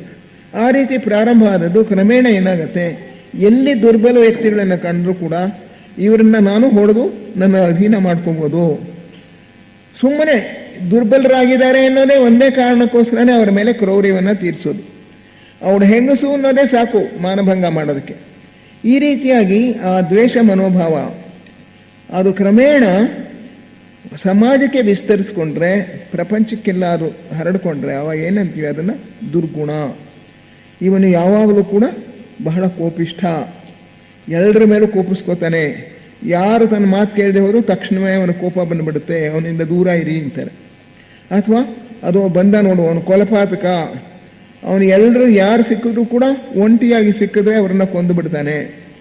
ಯಾವ ಒಬ್ಬ ಹೆಂಗಸು ಸಿಕ್ಕಿದ್ರು ಕೂಡ ಅವಳು ಫುಟ್ಪಾತ್ ಮೇಲೆ ಮಲಗಿದ್ರು ಸರಿ, ಅವನು 40 ವರ್ಷದವಳಾದರೂ ಸರಿ, ಇವನು ಅವಳ ಮೇಲೆ ಅತ್ಯಾಚಾರ ಮಾಡ್ತಾನೆ.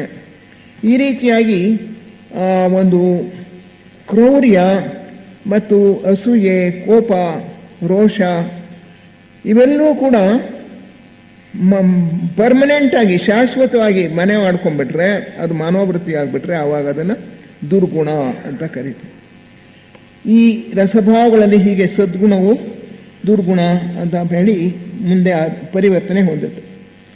ಆಮೇಲೆ ಸರಿ ಮತ್ತು ತಪ್ಪು, ಯಾವುದು ಸರಿ ಯಾವುದು ತಪ್ಪು, ಯಾವುದು ಭಗವಂತನ ನಿಯಮಕ್ಕೆ, ಸಂಸರಣೆಯ ಯೋಜನೆಗೆ ಅನುಗುಣವಾಗಿರುತ್ತೋ ಅದು ಸರಿಯಾದದ್ದು. ನಾವು ಯಾವ ಒಂದು ಕೆಟ್ಟ ಕೆಲಸವನ್ನು ಮಾಡಿದ್ರೂ ಕೂಡ ದ್ವೇಷ ಮನೋಭಾವ, ಕ್ರೌರ್ಯ ಅಸೂಯೆ, ಪ್ರತೀಕಾರ ಮನೋಭಾವ, ಇದನ್ನೆಲ್ಲ ನಾವು ಹೊಂದಿದರೆ ಅದು ಭಗವಂತನ ಯೋಜನೆಗೆ ವಿರುದ್ಧವಾದದ್ದು. ಭಗವಂತನದ್ದು ಪ್ರೇಮ ನಿಯಮ. ಅವನು ಪ್ರೇಮದಿಂದ ಈ ಜಗತ್ತನ್ನೆಲ್ಲ ಪೋಷಿಸ್ತಾ ಇದ್ದಾನೆ. ಆ ಪ್ರೇಮಕ್ಕೆ ವಿರುದ್ಧವಾಗಿರ್ತಕ್ಕಂಥದ್ದು ಎಲ್ಲೂ ಕೂಡ ಭಗವಂತನ ನಿಯಮಕ್ಕೆ ವಿರುದ್ಧವಾಗಿರ್ತಕ್ಕಂಥದ್ದು. ಅದರಿಂದ ನಮಗೆ ದುಃಖವೇ ಬರುತ್ತೆ. ತಾತ್ಕಾಲಿಕವಾಗಿ ನಮಗೆ ಸುಖ ಸಿಗ್ಬೋದು.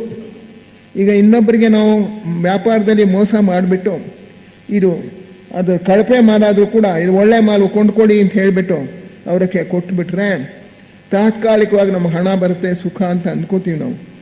ಆದರೆ ಕರ್ಮ ನಿಯಮ ಏನು ಮಾಡುತ್ತೆ, ನಮಗೆ ಆ ಮೋಸ ಮಾಡಿದ್ದಕ್ಕೆ ಕಷ್ಟನ ತಂದೊಡ್ಡುತ್ತೆ. ನಮ್ಮ ವ್ಯಾಪಾರ ಬೆಳೆಯೋದಿಲ್ಲ, ಕುಂಠಿತವಾಗುತ್ತೆ, ನಷ್ಟ ಆಗುತ್ತೆ. ಆವಾಗ ಓಹೋ, ನಾನು ಮೋಸ ಮಾಡಿದ್ರಿಂದ ನನಗೆ ಹಿಂಗಾಗಿದೆ, ಮೋಸ ಮಾಡಬಾರ್ದು ಅಂತ ಮನುಷ್ಯ ಸ್ವಲ್ಪ ಕಲಿತಾನೆ. ಹೀಗೆ ಯಾವುದು ಧರ್ಮಕ್ಕೆ ವಿರುದ್ಧವಾಗಿರುತ್ತೋ, ಭಗವಂತನ ನಿಯಮಕ್ಕೆ ವಿರುದ್ಧವಾಗಿರುತ್ತೋ ಅದೆಲ್ಲವೂ ಕೂಡ ತಪ್ಪು, ಸರಿ ತಪ್ಪು ಅನ್ನೋದು ಮನುಷ್ಯ ಕಲಿತಾನೆ. ಅನೇಕ ಜನ್ಮಗಳ ಮೂಲಕ ನಿಧಾನವಾಗಿ ಈ ಪಾಠವನ್ನು ಕಲಿತಾನೆ. ಯಾವುದು ಧರ್ಮ, ಯಾವುದು ಅಧರ್ಮ, ಯಾವುದು ಸರಿ, ಯಾವುದು ತಪ್ಪು, ಇದು ನಮ್ಮ ಮನಸ್ಸಾಕ್ಷಿಯಾಗಿ ಪರಿಣಮಿಸುತ್ತೆ. ಸಾಧಾರಣ ಮನುಷ್ಯರಲ್ಲಿ ಈಗ ಮನಸ್ಸಾಕ್ಷಿ ಸಾಕಾದಷ್ಟು ಬೆಳೆದಿದೆ. ಇದು ತಪ್ಪು, ಇದು ಮಾಡಬಾರ್ದು ಅಂತ ಗೊತ್ತಿದೆ, ಆದರೂ ಕೂಡ ನಾವು ತಪ್ಪು ಮಾಡ್ತೇವೆ. ಯಾಕೆ ಮಾಡ್ತೇವೆ? ಅದು ಇನ್ನೂ ಕೂಡ ಅನುಭವ ಭದ್ರವಾಗಿ ಕೂತಿಲ್ಲ ನಮ್ಮಲ್ಲಿ. ಇನ್ನೂ ಕೂಡ ನಾವು ಸುಳ್ಳು ಹೇಳ್ತೇವೆ. ಈಗಲೂ ಕೂಡ ಸಣ್ಣ ಸಣ್ಣ ಮೋಸಗಳನ್ನು ಮಾಡ್ತೇವೆ, ಸಣ್ಣ ಸಣ್ಣ ಅಧರ್ಮದ ಕೆಲಸಗಳನ್ನ ಮಾಡ್ತೇವೆ. ಈಗಲೂ ಕೂಡ ಪ್ರಾಣಿ ಹಿಂಸೆ ಮಾಡ್ತೇವೆ. ಆಹಾರಕ್ಕೆ ಬೇಕು ಅಂತ ಹೇಳಿ ಪ್ರಾಣಿಗಳನ್ನು ಕೊಲ್ತೇವೆ, ಅಥವಾ ಬೇಟೆ ಆಡ್ತಾರೆ ಎಷ್ಟೋ ಜನ. ಅಥವಾ ಮನೆಯಲ್ಲಿ ಜಿರಳೆಗಳು, ಇಲಿಗಳು ಬಂದು ಸೇರ್ಕೊಂಡ್ಬಿಟ್ರೆ ಏನು ಮಾಡೋದು? ನಮಗೆ ತುಂಬ ಕಿರುಕುಳ ಕೊಟ್ಟರೆ ಅವುಗಳನ್ನು ನಾವು ಕೊಲ್ಲೇಬೇಕಾಗುತ್ತೆ. ಹೀಗೆ ಅದು ತಪ್ಪು ಅಂತ ಗೊತ್ತಿದ್ರೂ ಕೂಡ ನಾವು ಪ್ರಾಣಿ ಹಿಂಸೆ ಮಾಡ್ತೇವೆ, ಅಥವಾ ಸುಳ್ಳು ಹೇಳ್ತೇವೆ, ಮೋಸ ಮಾಡ್ತೇವೆ, ಕಳ್ಳತನ ಮಾಡ್ಬೋದು ಸಣ್ಣ ಸಣ್ಣದಾಗಿ. ಇದೆಲ್ಲವೂ ಕೂಡ ತಪ್ಪು ಅಂತ ಗೊತ್ತಿದ್ರು ಯಾಕೆ ಮನುಷ್ಯ ಮಾಡ್ತಾನೆ ಅಂದರೆ, ಅದರ ಫಲವನ್ನು ಇವನು ಇನ್ನೂ ಜ್ಞಾಪಕ ಮಾಡಿಕೊಂಡಿಲ್ಲ. ಇದರಿಂದ ನನಗೆ ಇಂಥ ಕಷ್ಟ ಬರುತ್ತೆ ಅನ್ನೋದು ಇನ್ನೂ ಅವನ ನೆನಪಿನಲ್ಲಿ ಉಳ್ಕೊಂಡಿಲ್ಲ. ಅದು ಭದ್ರವಾಗಿ ನಮ್ಮ ನೆನಪಿನಲ್ಲಿ ಉಳ್ಕೊಂಡ್ಬಿಟ್ರೆ ಆವಾಗ ನಾವು ತಪ್ಪು ಮಾಡೋದಿಲ್ಲ. ಅದುವರೆಗೂ ನಾವು ತಪ್ಪು ಮಾಡ್ತಾನೆ ಹೋಗ್ತೇವೆ. ಹೀಗೆ ಸರಿ ಮತ್ತು ತಪ್ಪು ಅನ್ನೋದು ಕೂಡ ಮನುಷ್ಯನಲ್ಲಿ ಅನುಭವದಿಂದ ಕ್ರಮವಾಗಿ ಅದು ಬೆಳ್ಕೊಳ್ತಾ ಹೋಗುತ್ತೆ. ಸದ್ಗುಣಗಳು ನಮ್ಮ ನಮ್ಮ ನಡತೆಯಲ್ಲಿ ಒಂದು ಭಾಗ ಆದಾಗ ಅದು ನಮಗೆ ಸಂಸರಣೆಯಲ್ಲಿ ಮುಂದಕ್ಕೆ ಹೋಗೋದಕ್ಕೆ ಸಹಾಯ ಮಾಡುತ್ತೆ. ನಡತೆಯಲ್ಲಿ ಈ ಸಿದ್ಧಾಂತವನ್ನು ನಾವು ಹೇಗೆ ಅನ್ವಯಿಸ್ಕೋಬೋದು? ಯಾವ ರಸಭಾವಗಳು ನಮಗೆ ಕೇಡು ಮಾಡುತ್ತೋ ಅಂಥ ರಸಭಾವಗಳನ್ನು ನಾವು ನಮ್ಮಿಂದ ತೆಗೆದುಹಾಕಬೇಕು. ಯಾವ ರಸಭಾವಗಳಿಂದ ನಮಗೆ ಒಳ್ಳೆಯ ಮಾರ್ಗದಲ್ಲಿ ನಡೆಯೋದಕ್ಕೆ ಸಾಧ್ಯವಾಗುತ್ತೋ, ಮುಂದಕ್ಕೆ ಹೋಗೋದಕ್ಕೆ ಸಾಧ್ಯವಾಗುತ್ತೋ ಸಂಸರಣೆಯಲ್ಲಿ, ಅಂಥ ರಸಭಾವಗಳನ್ನು ನಾವು ಬೆಳೆಸ್ಕೊಳ್ಬೇಕು. ಮುಖ್ಯವಾಗಿ ಪ್ರೇಮ ರಸಭಾವವನ್ನು ನಮ್ಮಲ್ಲಿ ಬೆಳೆಸ್ಕೊಳ್ಬೇಕು. ಬಿಕಾಸ್ ಸಾಧನ ಚತುಷ್ಟಯದಲ್ಲಿ ಹೇಳ್ತಾರೆ, ಮನುಷ್ಯ ಮೊದಲನೇ ದೀಕ್ಷೆಯನ್ನು ಪಡ್ಕೊಳ್ಬೇಕಾದ್ರೆ ಸಾಧಕನಾದವನು 4 ಸಾಧನಗಳನ್ನು ಅವನು ಅಳವಡಿಸ್ಕೊಳ್ಬೇಕು. 4 ಕ್ವಾಲಿಫಿಕೇಶನ್ಸ್: ವಿವೇಕ, ವೈರಾಗ್ಯ, ಆಮೇಲೆ ಷಟ್ ಸಂಪತ್ತಿ, 4ನೇದು ಪ್ರೇಮ. ಅದರಲ್ಲಿ ಅವ್ರು ಹೇಳ್ತಾರೆ ಸ್ಪಷ್ಟವಾಗಿ, ವಿವೇಕ, ವೈರಾಗ್ಯ, ಷಟ್ ಸಂಪತ್ತಿ ಇದು 3 ಕೂಡ ಒಬ್ಬ ಮನುಷ್ಯ ಹೊಂದಿದ್ರು ಅವನಲ್ಲಿ ಪ್ರೇಮರಸ ಭಾವ ಇಲ್ಲದೆ ಹೋದರೆ ಅವನು ಮುಂದಕ್ಕೆ ಹೋಗೋಕೆ ಆಗೋದಿಲ್ಲ. ಪ್ರೇಮರಸ ಭಾವ ಒಂದೇ ಒಂದಿತ್ತು ಕೂಡ ಅವನು ಉಳಿದ 3 ಕಾಲಕ್ರಮೇಣ ಬೆಳೆಸ್ಕೋತಾನೆ. ವಿವೇಕ ಅವನ ಮುಂದೆ ಬರುತ್ತೆ, ವೈರಾಗ್ಯ ಅವನಲ್ಲಿ ಉದ್ಭವವಾಗುತ್ತೆ, ಷಟ್ ಸಂಪತ್ತಿಗಳು ಕೂಡ ಅವನಿಗೆ ಸಿಗುತ್ತೆ. ಆದ್ದರಿಂದ ಪ್ರೇಮರಸ ಭಾವ ಅತ್ಯಂತ ಮುಖ್ಯವಾದದ್ದು ಅಂತ ಹೇಳಿ ಕುತೂಮಿಯವರು ಜೆ ಕೃಷ್ಣಮೂರ್ತಿಯವರು ಬಾಲಕನಾಗಿದ್ದಾಗ ಅವನಿಗೆ ಬೋಧಿಸಿದ್ದಾರೆ. At the feet of the master ನಾವು ನೋಡ್ತೇವೆ. ಅದರಿಂದ ಈ ಪ್ರೇಮ ಅನ್ನೋದು ಬಹಳ ಮೂಲಭೂತವಾಗಿರ್ತಕ್ಕಂಥ ಸದ್ಗುಣ, ರಸಭಾವ. ಇದು ನಮ್ಮಲ್ಲಿ ಬೆಳೆದ್ರೆ ನಾವು ಸಂಸರಣೆಯಲ್ಲಿ ಮುಂದಕ್ಕೆ ಹೋಗೋಕ್ಕೆ ಸಾಧ್ಯ. ಯೋಗ ಮಾರ್ಗದಲ್ಲಿ ಮುಂದಿನ ಹೆಜ್ಜೆ ಹೋಗೋದಕ್ಕೆ ನಾವು ಇಡೋಕ್ಕೆ ಸಾಧ್ಯವಾಗುತ್ತೆ. ಈ ಪ್ರೇಮ ರಸಭಾವವನ್ನು ನಾವು ಹೇಗೆ ಬೆಳೆಸ್ಕೊಳ್ಬೋದು? ಅದಕ್ಕೆ ಡಾಕ್ಟರ್ ಆನಿ ಬೆಸೆಂಟ್ ಹೇಳ್ತಾರೆ, ಸುತ್ತಮುತ್ತ ಇರ್ತಕ್ಕಂಥ ವ್ಯಕ್ತಿಗಳಿಗೆ ಸಹಾಯ ಮಾಡೋದು ಮೊದಲು ಪ್ರಾರಂಭ ಮಾಡಿ. ನಾನು ಪ್ರೇಮ ರಸಭಾವವನ್ನು ಬೆಳೆಸ್ಕೊಂಡು ಜಗತ್ತಿಗೆಲ್ಲ ಪ್ರೇಮ ಹರಿಸ್ಬಿಡ್ತೀನಿ ಅಂತ ಹೇಳಿಬಿಟ್ಟು ಸುಮ್ಮನೆ ಕನಸು ಕಾಣಬೇಡಿ. ಪ್ರಾರಂಭ ಮಾಡಿ. ನಿಮ್ಮ ಪ್ರೇಮ ಬಡವರನ್ನು ನೋಡಿದಾಗ ನಿಮ್ಮಲ್ಲಿ ಕರುಣೆ ಉದ್ಭವ ಆದರೆ ಅದು ಪ್ರೇಮದ ಒಂದು ಭಾವನೆಯೇ, ಇನ್ನೊಂದು ರೂಪವೇ ಅದು. ಆಮೇಲೆ ಬಡ ವಿದ್ಯಾರ್ಥಿಗಳನ್ನ ನೋಡಿದಾಗ ಇವರಿಗೆ ಸಹಾಯ ಮಾಡಬೇಕು ಅಂತ ಹೇಳಿ ನಿಮ್ಮಲ್ಲಿ ಸಹಾನುಭೂತಿ ಬಂದರೆ ಅದು ಪ್ರೇಮದ ಸ್ವಭಾವವೇ. ಯಾರಾದರೂ ಒಬ್ಬ ಹೆಂಗಸು ಕಷ್ಟಪಟ್ಟು ಒಂದು ಹೊರಗೆಯನ್ನು ಒಂದು ಮುದುಕಿ ಹೊತ್ಕೊಂಡು ಹೋಗ್ತಾ ಇದ್ರೆ ಅದನ್ನು ನಾನು ತಗೊಂಡು ಹೋಗಿ ಕೊಡ್ತೀನಿ ಅವಳಿಗೆ, ಅಷ್ಟು ದೂರ ಅವಳಿಗೆ ಸಹಾಯ ಆಗಲಿ ಅನ್ನೋ ಒಂದು ನಿಮ್ಮಲ್ಲಿ ಅಂಥ ಒಂದು ಭಾವನೆ ಹುಟ್ಟಿದ್ರೆ ಅದು ಪ್ರೇಮದ ಸ್ವಭಾವವೇ. ಆದ್ದರಿಂದ ನಿಮ್ಮ ಸುತ್ತಮುತ್ತ ನಿಮ್ಮ ಮನೆಯವರಲ್ಲಿ ನಿಮ್ಮ ಸಂಪರ್ಕಕ್ಕೆ ಬರುವಂಥ ಬಡ ಜನರಲ್ಲಿ ನಿಮ್ಮ ಪ್ರೇಮ ಮೊದಲು ವ್ಯಕ್ತವಾಗೋದಕ್ಕೆ ಪ್ರಾರಂಭ ಆಗಲಿ.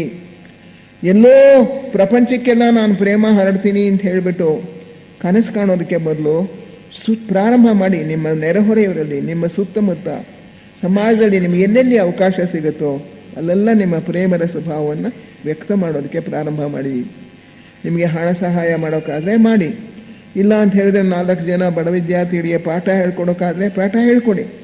ಇಲ್ಲ ಅಂತ ಹೇಳಿದ್ರೆ ಯಾರಿಗೆ ಒಂದು ದೈಹಿಕವಾಗಿ ಸೇವೆ ಮಾಡೋಕ್ಕೆ ಸಾಧ್ಯವಾಗುತ್ತೋ ದೈಹಿಕವಾಗಿ ಸೇವೆ ಮಾಡಿ. ಏನಾದರೂ ಒಂದು ರೀತಿಯಲ್ಲಿ ನಿಮ್ಮ ಪ್ರೇಮ ಹೊರಗಡೆ ವ್ಯಕ್ತ ಮಾಡ್ತಾ ಹೋಗಿ, ಆವಾಗ ಕ್ರಮೇಣ ಅದು ವೃದ್ಧಿಯಾಗ್ತಾ ಹೋಗುತ್ತೆ.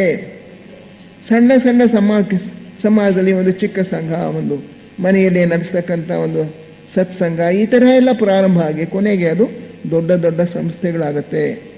ಆದ್ದರಿಂದ ನೀವು ಪ್ರಪಂಚದಲ್ಲಿ ಪ್ರೇಮವನ್ನು ಹರಡುವಂಥ ಒಬ್ಬ ದೊಡ್ಡ ವ್ಯಕ್ತಿಯಾಗ್ಬಿಡ್ತೀನಿ ಅಂತ ಕನಸು ಕಾಣೋದಕ್ಕೆ ಮೊದಲು ನಿಮ್ಮಿಂದ ಸಾಧ್ಯವಾದ ಮಟ್ಟದಲ್ಲಿ ನಿಮ್ಮ ಸುತ್ತಮುತ್ತಲೂ ಕೂಡ ಇದನ್ನು ಪ್ರಾರಂಭ ಮಾಡ್ಕೊಳ್ಳಿ. ಆಗ ಪ್ರೇಮದ ಸ್ವಭಾವ ನಿಮ್ಮಲ್ಲಿ ಬೆಳೆಯುತ್ತೆ. ಮುಂದೆ ಅದು ನಿಮಗೆ ಪ್ರಪಂಚಕ್ಕೆಲ್ಲ ವ್ಯಕ್ತ ಮಾಡೋದಕ್ಕೆ ನಿಮಗೆ ಸಾಧ್ಯವಾಗುವಂಥ ಅವಕಾಶಗಳು ನಿಮಗೆ ಲಭಿಸುತ್ತವೆ ಅಂತ ಹೇಳಿಬಿಟ್ಟು ಅವರು ಹೇಳ್ತಾರೆ. ಅದರಿಂದ ನಮ್ಮ ನಡತೆಯಲ್ಲಿ ನಾವು ನೋಡ್ಕೋಬೇಕು. First of all self observation, self assessment ಎರಡು ಬೇಕು. ನಮ್ಮನ್ನು ನಾವು ವೀಕ್ಷಿಸ್ಕೋಬೇಕು. ನನ್ನ ನಡತೆಯಲ್ಲಿ ಎಷ್ಟು ಮಟ್ಟಿಗೆ ಪ್ರೇಮದ ಸ್ವಭಾವ ಇದೆ, ಎಷ್ಟು ಮಟ್ಟಿಗೆ ದ್ವೇಷದ ಸ್ವಭಾವ ಇದೆ, ಕೋಪ ಎಷ್ಟಿದೆ, ಹೊಟ್ಟೆ ಕಿಚ್ಚು ಎಷ್ಟಿದೆ, ಇದರನ್ನು ಕಂಡ್ರೆ ಅಸೂಯೆ ಎಷ್ಟಿದೆ, ಕ್ರೌರ್ಯ ಎಷ್ಟಿದೆ, ದಬ್ಬಾಳಿಕೆ ಮನೋಭಾವ ಎಷ್ಟಿದೆ, ನನ್ನ ಮಕ್ಕಳ ವಿಷಯದಲ್ಲಿ ನಾನು ಹೇಗೆ ನಡ್ಕೋತಾ ಇದ್ದೇನೆ, ನನ್ನ ಹೆಂಡತಿ ಅಥವಾ ಗಂಡನ ವಿಷಯದಲ್ಲಿ ನನ್ನ ನಡತೆ ಹೇಗಿದೆ, ಸಂಬಂಧಗಳಲ್ಲಿ ಪ್ರೇಮ, ಸಂಬಂಧಗಳಲ್ಲಿ ದ್ವೇಷ ಹೇಗೆ ವ್ಯಕ್ತವಾಗ್ತಾ ಇದೆ, ನಾನು ಇತರರೊಡನೆ ಯಾವ ರೀತಿಯ ಸಂಬಂಧವನ್ನು ಇಟ್ಕೊಂಡಿದ್ದೇನೆ, ನನ್ನ ಕೆಲಸದವ್ರನ್ನ, ನನ್ನ ಜವಾನರನ್ನ, ನಮ್ಮ ಮನೆಯಲ್ಲಿ ಅಡುಗೆ ಮಾಡೋವನ್ನ ಅಥವಾ ನಮಗೆ ಹಾಲು ತಂದ್ಕೊಡೋವನ್ನ, ನನ್ನ ತೋಟದ ಮಾಲಿಯನ್ನ, ಕೆಲಸದವಳನ್ನು ಹೇಗೆ ನಾನು ನೋಡ್ತೇನೆ, ಯಾವ ರೀತಿ ಅವ್ರ ಜೊತೆಯಲ್ಲಿ ವರ್ತಿಸ್ತೇನೆ, ಇದನ್ನೆಲ್ಲ ನಾವು ನೋಡ್ಕೋಬೇಕು, ವೀಕ್ಷಣೆ ಮಾಡಬೇಕು. ನಮ್ಮ ನಡತೆಯನ್ನು ನಾವು ಮೊದಲು ಪರೀಕ್ಷೆ ಮಾಡ್ಕೋಬೇಕು. ಮುಖ್ಯವಾಗಿ ಸಂಬಂಧಗಳು.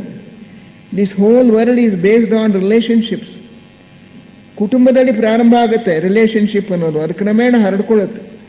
ಅದರಿಂದ ನಾವು ಬೇರೆಯವರ ವ್ಯಕ್ತಿಯನ್ನು ಬಿಟ್ಟು, ಬೇರೆ ವ್ಯಕ್ತಿಗಳನ್ನ ಬಿಟ್ಟು ಮನುಷ್ಯ ಒಂಟಿಯಾಗಿ ಜೀವನ ಮಾಡೋಕ್ಕೆ ಸಾಧ್ಯವೇ ಇಲ್ಲ. ನಾವು ಎಷ್ಟೆಷ್ಟು ಜನರ ಸಂಪರ್ಕವನ್ನು ಹೊಂದಿರ್ತೀವೋ ಅವ್ರ ಜೊತೆಯಲ್ಲೆಲ್ಲ ನಮ್ಮ ಬಾಂಧವ್ಯ ಮಧುರವಾಗಿದ್ದರೆ, ಅವ್ರಿಗೂ ನಮಗೂ ಪ್ರೇಮ ಸಂಬಂಧ ಇತ್ತು ಅಂತ ಹೇಳಿದ್ರೆ ನಮ್ಮ ಜೀವನ ಸುಖವಾಗಿರುತ್ತೆ. ಆದ್ದರಿಂದ ಎಲ್ಲೆಲ್ಲಿ ಪ್ರೇಮ ಸಂಬಂಧ ಇರುತ್ತೋ, ಸದ್ಗುಣಗಳಿರುತ್ತೋ ಅಲ್ಲಿ ಜೀವನ ಸುಖವಾಗಿರುತ್ತೆ, ಸುಖವನ್ನು ತಂದು ಕೊಡುತ್ತೆ. ಅದು ದ್ವೇಷ ಏನು ಮಾಡುತ್ತೆ, ನಮಗೆ ದುಃಖವನ್ನೇ ತಂದು ಕೊಡುತ್ತೆ. ಯಾವಾಗ ಗಂಡ ಹೆಂಡತಿಯರ ಮಧ್ಯೆ ಪ್ರೇಮ ಹೊರಟೋಗ್ಬಿಟ್ಟು ಕಾಂಪಿಟೇಷನ್ ಅಂದರೆ ಒಬ್ರಿಗೊಬ್ರಿಗೆ ಸ್ಪರ್ಧಾ ಮನೋಭಾವ, ಅವನಿಗಿಂತ ಜಾಸ್ತಿ ಸಂಬಳ ನನಗೆ ಬೇಕು, ಅಥವಾ ಅವನಿಗಿಂತ ಮೇಲಿನ ಅಧಿಕಾರಕ್ಕೆ ನಾನು ಹೋಗಬೇಕು, ನನಗೆ ಮನೆಯಲ್ಲಿ ಹೆಚ್ಚು ಸ್ವಾತಂತ್ರ್ಯ ಇರಬೇಕು, ನನ್ನ ಮಾತೇ ನಡೀಬೇಕು, ಈ ತರಹ ಎಲ್ಲ ಒಂದು ಸ್ಪರ್ಧಾ ಮನೋಭಾವ ಹುಟ್ಟಿದ್ರೆ ಅಲ್ಲಿ ಅದು ದ್ವೇಷದ ಒಂದು ರೂಪ. ಅದು ಅಲ್ಲಿ ಸುಖ ಇರೋದಿಲ್ಲ, ಸಂತೋಷ ಇರೋದಿಲ್ಲ, ಸಾಮರಸ್ಯ ಇರೋದಿಲ್ಲ. ಪ್ರೇಮದ ಸ್ವಭಾವ ಏನಿದ್ರೂ ಕೂಡ ಒಟ್ಟುಗೂಡಿಸುತ್ತೆ ಮನುಷ್ಯರನ್ನು. ದ್ವೇಷದ ಸ್ವಭಾವ ಅವರನ್ನು ವಿಘಟಿಸುತ್ತೆ, ಬೇರೆ ಬೇರೆ ಮಾಡುತ್ತೆ. ಆದ್ದರಿಂದ ನಮ್ಮ ನಡತೆಯಲ್ಲಿ ನಾವು ಪ್ರೇಮದ ಸ್ವಭಾವದ ಬೇರೆ ಬೇರೆ ರೂಪಗಳನ್ನು ಅಳವಡಿಸ್ಕೊಳ್ಳೋದಕ್ಕೆ ಪ್ರಯತ್ನಿಸಬೇಕು. ನಾವು ಇತರರ ಜೊತೆಯಲ್ಲಿ ಹೇಗೆ ವರ್ತಿಸ್ತಾ ಇದ್ದೇವೆ ಅನ್ನೋದನ್ನು ನಾವು ನೋಡ್ಕೊಳ್ಬೇಕು. ಒಬ್ಬ ಚಿಕ್ಕ ಹುಡುಗ, ಅವನ ತಂದೆ ತಾಯಿ ಅವನನ್ನು ಯಾವುದೋ ಒಂದು ಫಂಕ್ಷನ್ಗೆ ಬೇರೆಯವ್ರ ಮನೆಗೆ ಕರ್ಕೊಂಡು ಹೋಗೋ ಹೊರಟಿದ್ದಾರೆ. ಅವನ ತಾಯಿ ಒಂದು ಶರ್ಟ್ ಆರಿಸಿದ್ಲು, ಒಂದು ಡ್ರೆಸ್ಸು, ಒಂದು ಉಡುಪು, ನೀನು ಈ ಉಡುಪನ್ನ ಧರಿಸ್ಕೋ, ಅವ್ರ ಮನೆಗೆ ಹೋಗ್ಬೇಕು ನಾವು ಅಂತ. ಅವನಿಗೆ ಆ ಉಡುಪು ಅವನಿಗೆ ಇಷ್ಟ ಇರಲಿಲ್ಲ. ಅದು ಬೇಡಮ್ಮ ನನಗೆ ಬೇರೆ ಯಾವುದಾದ್ರು ಕೊಡು ಅಂತಾನೆ. ಅವಳು ಇಲ್ಲ ಇಲ್ಲ, ನೀ ಇದನ್ನೇ ಧರಿಸ್ಕೊಂಡು ಬರಬೇಕು, ಇವತ್ತು ಇದನ್ನೇ ಉಟ್ಕೊಂಡು ಹಾಕ್ಕೋಬೇಕು ನೀನು. ಅವನು ಇಲ್ಲ, ನಾನು ಹಾಕ್ಕೊಳ್ಳಲ್ಲ ಅದನ್ನು, ನಾನು ಅದನ್ನು ಹಾಕ್ಕೊಳ್ಳಲ್ಲ ಅಂತ ಒಂದು ಏಟು ಹಾಕ್ತಾಳೆ. ಅವನಿಗೆ ಇನ್ನಷ್ಟು ಹಠ ಬರುತ್ತೆ, ನಾನು ಅದನ್ನು ಹಾಕ್ಕೊಳ್ಳೇ ಇಲ್ಲ ಅಂತಾನೆ. ಅವನು ಹೋಗಿ ಗಂಡನಿಗೆ ಹೇಳ್ತಾಳೆ. ಗಂಡ ಬಂದು ಅವನೊಂದು ಏಟು ಹಾಕ್ತಾನೆ, ಹಾಕೋದನ್ನೇನೆ ಅಂತ. ಸರಿ, ಅಲ್ಲಿಗೆ ಮುಗಿದೋಯ್ತು. ಚಂಡಿ ಹಿಡ್ಕೊಂಡು ಕೂತ್ಬಿಟ್ಟ ಅವನು. ನಾ ಬರೋದೇ ಇಲ್ಲ, ನೀವೇ ಹೋಗಿ, ನಾನು ಅವಳು ಹಾಕ್ಕೊಡೋದು ಇಲ್ಲ, ನಾ ಬರೋದು ಇಲ್ಲ. ಈ ರೀತಿಯಾಗಿ ಮಕ್ಕಳ ಮನಸ್ಸನ್ನು, ನಾವು ಮೃದುವಾಗಿರೋ ಮನಸ್ಸನ್ನು ನಾವೇನೇ ಒರಟು ಮಾಡಿಬಿಡ್ತೀವಿ. ದಬ್ಬಾಳಿಕೆ ಮಾಡೋಕೆ ಹೋದರೆ ಅವರಿಗೆ ನಮ್ಮಲ್ಲಿರೋ ಗೌರವ ಪ್ರೀತಿ ಎಲ್ಲನೂ ಹೊರಟೋಗುತ್ತೆ. ಪ್ರತೀಕಾರ ಮನೋಭಾವ ಬರುತ್ತೆ, ಒಂದು ಹಠಮಾರಿತನ ಬರುತ್ತೆ. ನಮ್ಮ ನಡತೆಯನ್ನು ನಾವು ನೋಡ್ಕೋಬೇಕು. ನಮ್ಮ ಮಕ್ಕಳ ವಿಷಯದಲ್ಲಿ ನಾವು ಹೇಗೆ ನಡ್ಕೋತೀವಿ? ಪ್ರೀತಿಯಿಂದ ಮಾರ್ಧವತೆಯಿಂದ ನಡ್ಕೊಳ್ತೀವ ಅಥವಾ ದಬ್ಬಾಳಿಕೆ ಮಾಡ್ತೀವ? ಅವ್ರಿಗೆ ಹಠಮಾರಿತನ ಕಲಿಸ್ತಾ ಇದ್ದೀವ? ನಮ್ಮಲ್ಲಿ ಅವರಿಗೆ ದ್ವೇಷ ಬರೋ ಹಾಗೆ ಮಾಡ್ತಾ ಇದ್ದೀವ? ಅದನ್ನು ನಾವು ನೋಡ್ಕೋಬೇಕು ನಮ್ಮ ನಡತೆಯನ್ನು. ಗಂಡ ಹೆಂಡರಲ್ಲಿ ನಮ್ಮ ಸಂಬಂಧ ಹೇಗಿದೆ? ಹೆಂಡತಿಯ ಮಾತಿಗೆ ಗಂಡ ಗೌರವ ಕೊಡ್ತಾನೆಯೇ? ಗಂಡನ ಮಾತಿಗೆ ಹೆಂಡತಿ ಗೌರವ ಕೊಡ್ತಾ ಇದ್ದಾಳೆಯೇ? ಪರಸ್ಪರ ಒಬ್ಬರಿಗೊಬ್ಬರು ಪ್ರೀತಿಯಿಂದ ನಡ್ಕೋತಾ ಇದ್ದಾರೆಯೇ? ಅವರವರ ಕರ್ತವ್ಯಗಳನ್ನು ತಾವು ಇತರರಿಗೆ ಏನು ಸಹಾಯ ಮಾಡಬೇಕು ಅನ್ನೋದನ್ನು ನೋಡಿಕೊಂಡು ಅವ್ರು ಮಾಡ್ತಾ ಇದ್ದಾರೆಯೇ? ಅದನ್ನು ನಾವು ನೋಡ್ಕೋಬೇಕು. ಹೆಂಡತಿಗೆ ಹುಷಾರಿಲ್ಲದೆ ಹೋದರೂ ಕೂಡ ಹೊತ್ತಿಗೆ ಅವಳು ಕಾಫಿ ಮಾಡಿಕೊಡ್ಬೇಕು ಅಂತ ಗಂಡ ಬಯಸೋದು. ಹಾಗೆ ಗಂಡನಿಗೆ ಆಫೀಸ್ನಲ್ಲಿ ಕೆಲಸ ಜಾಸ್ತಿ ಆದರೂ ಕೂಡ ಅವನು ಹೋಗಿ ತರಕಾರಿ ತಂದು ಕೊಡಬೇಕು ಅಂತ ಹೇಳಿ ಹೆಂಡತಿ ನಿರೀಕ್ಷಿಸೋದು. ಇದರಿಂದ ಏನಾಗುತ್ತೆ? ಮಧುರ ಬಾಂಧವ್ಯ ಒಡೆದು ಹೋಗುತ್ತೆ, ಕೆಟ್ಟು ಹೋಗ್ತಾ ಬರುತ್ತೆ. ಒಂದು ಸಲ ದ್ವೇಷ ಅಥವಾ ಒಡಕು ಪ್ರಾರಂಭ ಆದರೆ ಅದು ದೊಡ್ಡದಾಗ್ತಾ ಬರುತ್ತೆ. ಅದರಿಂದ ಅಲ್ಲಲ್ಲೇ ನಮ್ಮ ಬಾಂಧವ್ಯವನ್ನು ನಾವು ಸರಿ ಮಾಡ್ಕೊಳ್ತಾ ಹೋಗಬೇಕು.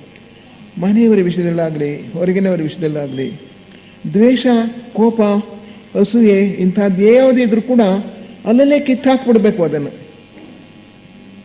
ಈ ರೀತಿಯಾಗಿ ನಮ್ಮಲ್ಲಿರ್ತಕ್ಕಂಥ ಕೆಟ್ಟ ರಸಭಾವಗಳನ್ನು ನಾವು ಉತ್ತಮ ರಸಭಾವಗಳನ್ನಾಗಿ, ಉನ್ನತ ರಸಭಾವಗಳನ್ನಾಗಿ ಪರಿವರ್ತನೆ ಮಾಡ್ಕೋತಾ ಹೋಗಬೇಕು.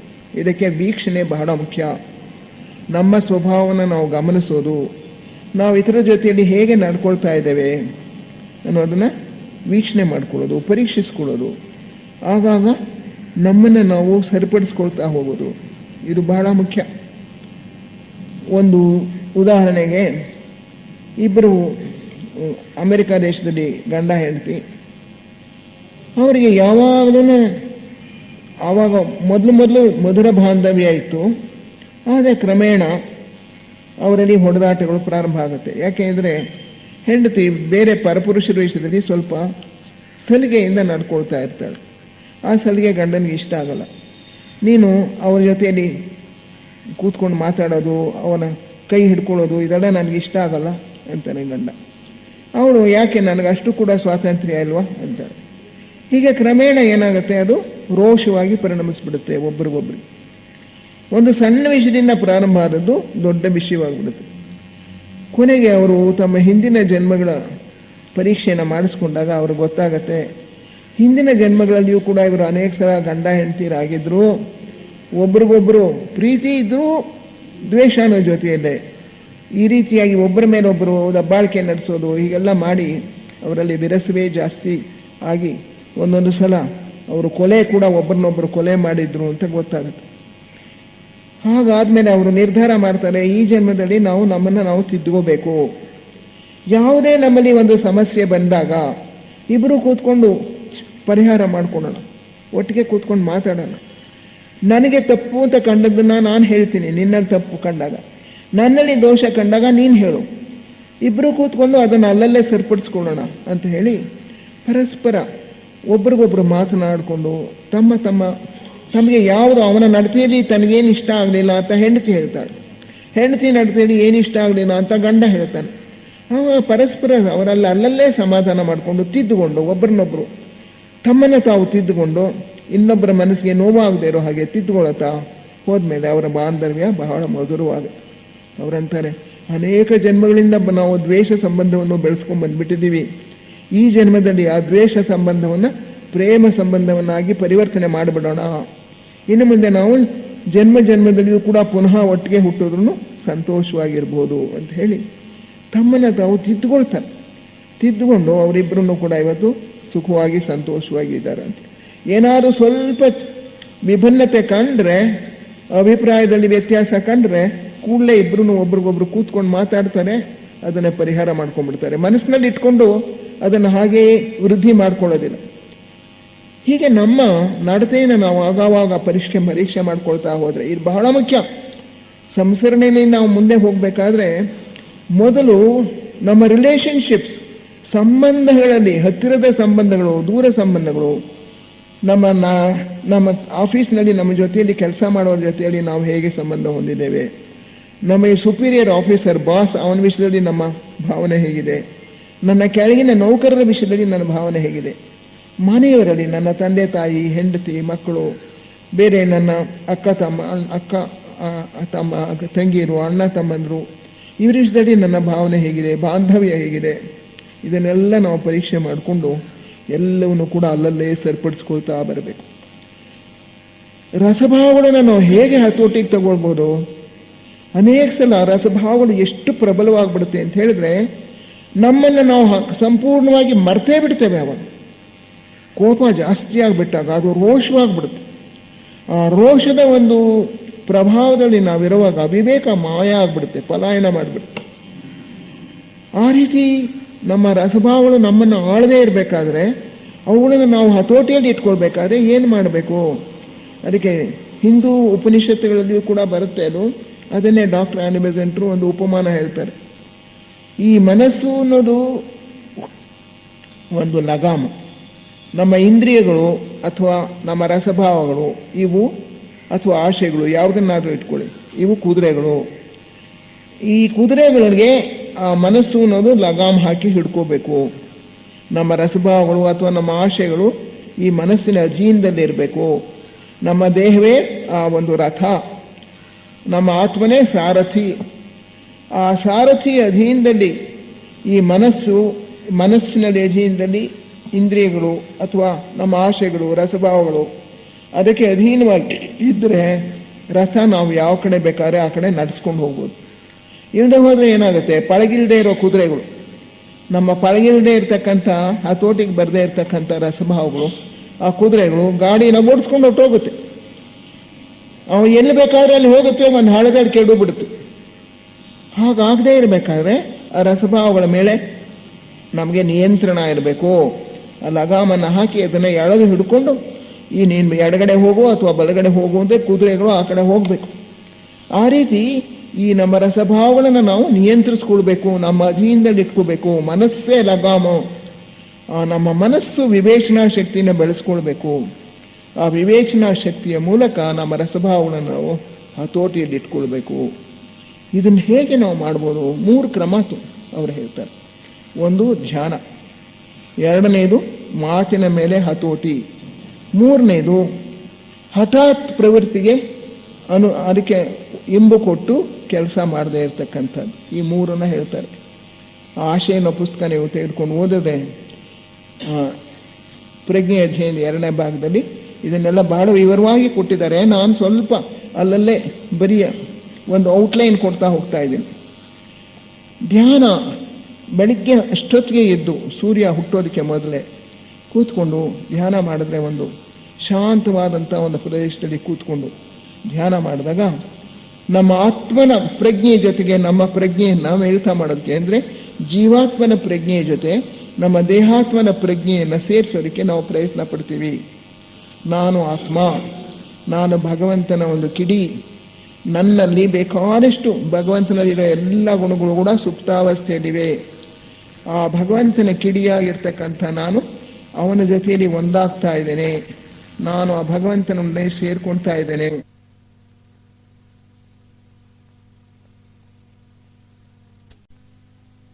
ಪ್ರವಾಹ ನಮ್ಮ ಕೆಳಗೆ ಹರಿದು ಬರ್ತಾ ಇದೆ. ಆ ಜೀವಾತ್ಮ ನಮಗೆ ಶಕ್ತಿ ಕೊಡ್ತಾ ಇದ್ದಾನೆ. ನಮ್ಮ ಇಚ್ಛೆ ಭಗವಂತನ ಇಚ್ಛೆಯಂತೆ ನಡ್ಕೊಳ್ಳುವಂಥ ಒಂದು ಶಕ್ತಿನ ಅವನು ಕೊಡ್ತಾ ಇದ್ದಾನೆ. ಅವನ ಶಕ್ತಿ, ಅವನ ಅನುಗ್ರಹ, ಅವನ ಪ್ರಭಾವ ನನಗೆ ಹರಿದು ಬರ್ತಾ ಇದೆ ಅಂತ ಹೇಳಿ ನಾವು ಕಲ್ಪನೆ ಮಾಡ್ಕೊಳ್ತಾ ಹೋಗ್ತಾ ಆಳವಾಗಿ ನಮ್ಮಲ್ಲಿ ನಾವು ಆಳವಾಗಿ ಇಳಿಬೇಕು. ನಮ್ಮ ಪ್ರಜ್ಞೆ ಆ ಪುರುಷಾತ್ಮನ ಪ್ರಜ್ಞೆಯೊಡನೆ ಸೇರಿ ಹೋಗಬೇಕು, ಬೆಸೆದು ಹೋಗಬೇಕು, ಎರಕವಾಗಬೇಕು. ಈ ರೀತಿ ಆದಾಗ ನಮ್ಮಲ್ಲಿ ಆಲೋಚನೆಗಳು ತಮಗೆ ತಾವೇ ನಿಂತು ಹೋಗ್ಬಿಡುತ್ತೆ. ಆಲೋಚನೆಗಳು ಬರೋದು ನಿಂತು ಹೋಗ್ಬಿಟ್ಟು ಮನಸ್ಸು ಒಂದು ರೀತಿಯಾದಂಥ ಮೌನ ಸ್ಥಿತಿಯನ್ನು ತಲುಪುತ್ತೆ. ಆ ಮೌನದಲ್ಲಿ ನಮ್ಮ ಪ್ರಜ್ಞೆ ಒಂದು ಮಟ್ಟ ಮೇಲಕ್ಕೆ ಹೋಗುತ್ತಂತೆ. ಮನಸ್ಸಿನ ಮಟ್ಟದಲ್ಲೇ ಇರ್ತಕ್ಕಂಥ ಈ ಪ್ರಜ್ಞೆ ಒಂದು ಜಂಪ್ ತಗೊಳುತ್ತೆ, ಒಂದು ಹಾರಿ ಇಂಟ್ಯೂಷನ್ ಅಥವಾ ಅನುಭವ ಪ್ರಜ್ಞೆ ಜೊತೆಯಲ್ಲಿ ಸೇರಿಕೊಳ್ಳುತ್ತೆ. ಆ ಅಂತರ್ಬೋಧೆ ಅಥವಾ ಅನುಭವ ಅಲ್ಲಿಂದ ನಮಗೆ ಹರಿದು ಬರೋದಕ್ಕೆ ಪ್ರಾರಂಭ ಆಗುತ್ತೆ. ಆ ಅಂತರ್ಬೋಧೆ ನಮಗೆ ಹರಿದು ಬಂದಾಗ ನಮ್ಮ ಮನಸ್ಸಿಗೆ ಕತ್ತಲಲ್ಲಿ ಬೆಳಕು ಹಾಕಿದಂಗೆ ಆಗುತ್ತಂತೆ. ಕತ್ತಲಲ್ಲಿರುವ ಈ ರೂಮ್ನಲ್ಲಿ ಸ್ವಿಚ್ ಹಾಕಿ ಬೆಳಕು ಬಂದರೆ ಹೇಗೆ ಎಲ್ಲ ಸ್ಪಷ್ಟವಾಗಿ ನಮಗೆ ಕಾಣಿಸುತ್ತೋ ಹಾಗೆ ಆ ಅಂತಃಪ್ರಜ್ಞೆ, ಅಂತರಾತ್ಮನಿಂದ ಬರತಕ್ಕಂಥ ಇಂಟ್ಯೂಷನ್ ಅಥವಾ ಅಂತರ್ಬೋಧೆಯ ಒಂದು ಮಿಂಚು ನಮಗೆ ಬಂದಾಗ ನಮ್ಮ ದೋಷಗಳು ನಮಗೆ ಸ್ಪಷ್ಟವಾಗಿ ಕಾಣಿಸುತ್ತೆ, ನಮ್ಮಲ್ಲಿರೋ ಸದ್ಗುಣಗಳು ನಮಗೆ ಸ್ಪಷ್ಟವಾಗಿ ಕಾಣಿಸುತ್ತೆ. ಮೇಲಿನಿಂದ ಆ ಅಂತರಾತ್ಮನ ಪ್ರವಾಹ ನಮಗೆ ಹರಿದು ಬಂದಾಗ ನಮಗೆ ಶಕ್ತಿ, ಚೈತನ್ಯ, ಮುಂದಕ್ಕೆ ಹೋಗುವಂಥ ಒಂದು ಉತ್ಸಾಹ ಇದೆಲ್ಲ ಸಿಗುತ್ತೆ, ಸ್ಫೂರ್ತಿ. ಅದರಿಂದ ಧ್ಯಾನ ಮುಗಿಸಿ ಎದ್ದಾಗ ನಮ್ಮ ಮನಸ್ಸು ಶಾಂತವಾಗಿರುತ್ತೆ, ಪ್ರಶಾಂತವಾಗಿರುತ್ತೆ, ಸ್ಫೂರ್ತಿ ಬಂದಿರುತ್ತೆ ನಮಗೆ ಆತ್ಮನಿಂದ. ಅಂತಹ ಕ್ಷಣಗಳು ನಮ್ಮಲ್ಲಿ ಜೀವನದಲ್ಲಿ ಹೆಚ್ಚಿದಾಗೆಲ್ಲ ಆ ಇಡೀ ದಿನ ನಾವು ಯಾವ ಕೆಲಸ ನಾವು ಮಾಡಿದ್ರೂ ಕೂಡ ಆ ಒಂದು ಸ್ಫೂರ್ತಿ ನಮ್ಮಲ್ಲಿ ಇದ್ದೇ ಇರುತ್ತೆ. ಯಾವಾಗಲಾದ್ರೂ ನಾವು ತಪ್ಪು ಮಾಡೋಕ್ಕೆ ಹೋದಾಗ ಅದು ಎಚ್ಚರಿಸುತ್ತೆ ನಮ್ಮನ್ನು. ಆತ್ಮನ ವಾಣಿ ನಮಗೆ ಸ್ಪಷ್ಟವಾಗಿ ಕೇಳೋಕ್ಕೆ ಪ್ರಾರಂಭ ಆಗುತ್ತೆ. ಹೀಗೆ ಕ್ರಮೇಣ ಧ್ಯಾನದ ಮೂಲಕ ನಾವು ನಮ್ಮ ರಸಭಾವಗಳನ್ನು ನಮ್ಮ ಹತೋಟಿಯಲ್ಲಿ ಇಟ್ಕೊಳ್ಳೋದಕ್ಕೆ ಕಲಿತೇವೆ. ಜೀವಾತ್ಮನ ಶಕ್ತಿ ಹೆಚ್ಚು ಹೆಚ್ಚಾಗಿ ನಮಗೆ ಕೆಳಗಿನ ದೇಹಾತ್ಮನಿಗೆ ಹರಿದು ಬರೋಕ್ಕೆ ಪ್ರಾರಂಭ ಆಗುತ್ತೆ. ಇನ್ನೂ ಕೂಡ ಒಂದೊಂದೇ ಸದ್ಗುಣವನ್ನು ಕುರಿತು ನಾವು ಧ್ಯಾನ ಮಾಡ್ಬೋದು. ನಮ್ಮಲ್ಲಿ ಕೋಪ ಇದ್ದರೆ ಶಾಂತಿ, ಸಹನೆ, ಅದನ್ನು ಕುರಿತು ಧ್ಯಾನ ಮಾಡೋದು. ನನ್ನಲ್ಲಿ ಸಹನೆ ಅಭಿವೃದ್ಧಿ ಆಗ್ತಾ ಇದೆ, ನಾನು ಈ ದಿನ ಪೂರ್ತಿ ಎಂಥ ಕೋಪದ ಸಂದರ್ಭ ಬಂದರೂ ಕೂಡ ಕೋಪಕ್ಕೆ ವಶನಾಗೋದಿಲ್ಲ, ಸಹನೆಯಿಂದ ನಡ್ಕೊಳ್ತೇನೆ, ಶಾಂತಿಯಿಂದ ನಡ್ಕೊಳ್ತೇನೆ ಅಂತ ಧ್ಯಾನ ಕಾಲದಲ್ಲಿ ನಿರ್ಧಾರ ತಗೊಳ್ಳೋದು. ಆವಾಗ ದಿನ ಪೂರ್ತಿ ಯಾರ ಮೇಲೂ ನಾವು ಕೋಪಿಸ್ಕೊಳ್ದೇ ಇರಬೇಕು. ಕೋಪ ಮಾಡುವಂಥ ಒಂದು ಸಂದರ್ಭ ಬಂದರೂ ಕೂಡ ತಕ್ಷಣವೇ ಅದಕ್ಕೆ ಬ್ರೇಕ್ ಹಾಕಬೇಕು, ಲಗಾಮನೆ ಹಿಡಿದು ಎಳ್ಕೋಬೇಕು, ಹಿಡ್ಕೊಂಡು ಆ ಕುದುರೆಗಳು ಓಡದೇ ಇರೋ ಹಾಗೆ ನೋಡ್ಕೋಬೇಕು. ಕೋಪಕ್ಕೆ ನಾವು ವಶರಾಗಕೂಡದು. ಆಗ ನಮಗೆ ಮೈ ಎದುರ್ಬೋದು, ಕೈಯೆಲ್ಲ ಹೊಡೆಯೋದಕ್ಕೆ ಹೊರಟಿರುತ್ತೆ, ಆದರೂ ಕೂಡ ಅದನ್ನು ನಾವು ತಡೀತೇವೆ. ಈ ರೀತಿ ಸ್ವಲ್ಪ ಸ್ವಲ್ಪ ದಿನ ಹೀಗೆ ತಡೀತಾ ಹೋದಾಗ ಕ್ರಮೇಣ ಕೋಪದ ಅಲೆಗಳು ಏಳೋದೇ ನಿಂತು ಹೋಗುತ್ತೆ. ಶಾಂತಿ ಅಲೆಗಳು, ಸಹನೆ ಅಲೆಗಳು ತನಗೆ ತಾನೇ ಏಳೋದಕ್ಕೆ ಪ್ರಾರಂಭ ಆಗುತ್ತೆ. ಹೀಗೆ ಕ್ರಮವಾಗಿ ನಾವು ರಸಭಾವಗಳನ್ನು ನಮ್ಮ ಜೀವನದಲ್ಲಿ ಉತ್ತಮ ಮಾಡ್ಕೊಳ್ತಾ ಬರಬೇಕು. ಸದ್ಭಾವಗಳನ್ನಾಗಿ ನಾವು ಅವುಗಳನ್ನು ಪರಿವರ್ತನೆ ಮಾಡ್ತಾ ಹೋಗಬೇಕು. ದುಷ್ಟ ರಸಭಾವಗಳನ್ನು ರಸಭಾವಗಳನ್ನಾಗಿ ನಾವು ಪರಿವರ್ತಿಸ್ತಾ ಹೋಗಬೇಕು. ಒಂದು ಧ್ಯಾನ. ಎರಡನೇದು ಏನಪ್ಪ ಅಂದರೆ ಮಾತಿನ ಮೇಲೆ ಹತೋಟಿ. ಮಾತಿನ ಒಂದು ಸುವರ್ಣ ನಿಯಮ ಹೀಗಿದೆ ಅಂತ ಹೇಳ್ತಾರೆ ಅವರು. ಸತ್ಯಂ ಬ್ರೂಯಾತ್ ಪ್ರಿಯಂ ಬ್ರೂಯಾತ್ ಸತ್ಯಮಪಿ ಅಪ್ರಿಯಂ ನ ಬ್ರೂಯಾತ್ ಅನಾನೃತಂ ಬ್ರೂಯಾತ್. ಅದು ನಿಜವಾಗಿದ್ರೂ ಕೂಡ ಅದು ಅಪ್ರಿಯವಾಗಿದೆ ಅಂತ ಮಾತನ್ನು ನಾವು ಹೇಳ್ಕೊಡ್ದು. ಅದೇ ರೀತಿಯಲ್ಲಿ ಒಂದು ಸುಳ್ಳನ್ನು ನಾವು ಹೇಳ್ಕೊಡ್ದು ಪ್ರಿಯವಾಗಿದೆ ಅಂತ ಹೇಳಿಬಿಟ್ಟು. ಅದು ಸುಭಾಷಿತದಲ್ಲಿ ಬರ್ತಂಥ ಒಂದು ಶ್ಲೋಕ, ಅದನ್ನು ಅವರು ಕೊಟ್ಟಿದ್ದಾರೆ ಡಾಕ್ಟರ್ ಆನಿ ಬೆಸೆಂಟ್. ಅದರಿಂದ ಮಾತಿನಲ್ಲಿ ನಮ್ಮ ಹತೋಟಿ, ಮಾತಿನ ಮೇಲೆ ಹತೋಟಿ. ಯಾರಿಗೆ ಮಾತಿನ ಮೇಲೆ ಪೂರ್ಣವಾದ ಹತೋಟಿ ಇರುತ್ತೋ ಅಂಥವರು ಶತ್ರುಗಳನ್ನು ಮಾಡ್ಕೊಳ್ಳೋದಿಲ್ಲ. ಅವರ ಜೀವನ ಸುಗಮವಾಗಿರುತ್ತೆ, ಸುಖವಾಗಿರುತ್ತೆ. ಯಾವಾಗ ನಮ್ಮಲ್ಲಿ ದುರ್ಗುಣಗಳು ಜಾಸ್ತಿ ಆಗುತ್ತೋ ಆಗ ಅದು ದುಃಖನೂ ಕೊಡುತ್ತೆ. ದುರ್ಗುಣಗಳನ್ನು ನಾವು ಪೋಷಿಸ್ತಾ ಹೋದಂಗೆಲ್ಲ ನಮಗೆ ದುಃಖವೇ ಬರೋದಕ್ಕೆ ಪ್ರಾರಂಭ ಆಗುತ್ತೆ. ಆ ದುಃಖ ನಮಗೆ ಯಾತಕ್ಕೆ ಬರುತ್ತೆ ಅಂದರೆ ದುರ್ಗುಣಗಳು ನಮ್ಮನ್ನು ದೈವೇಚ್ಛೆಗೆ ಸಾಮರಸ್ಯದಲ್ಲಿ ಹೋಗೋಕ್ಕೆ ಬಿಡೋದಿಲ್ಲ. ಅಸಾಮರಸ್ಯವನ್ನು ಉದ್ಭವ ಮಾಡಿಸುತ್ತೆ, ಉತ್ಪತ್ತಿ ಮಾಡುತ್ತೆ, ಡಿಸ್ಹಾರ್ಮನಿ.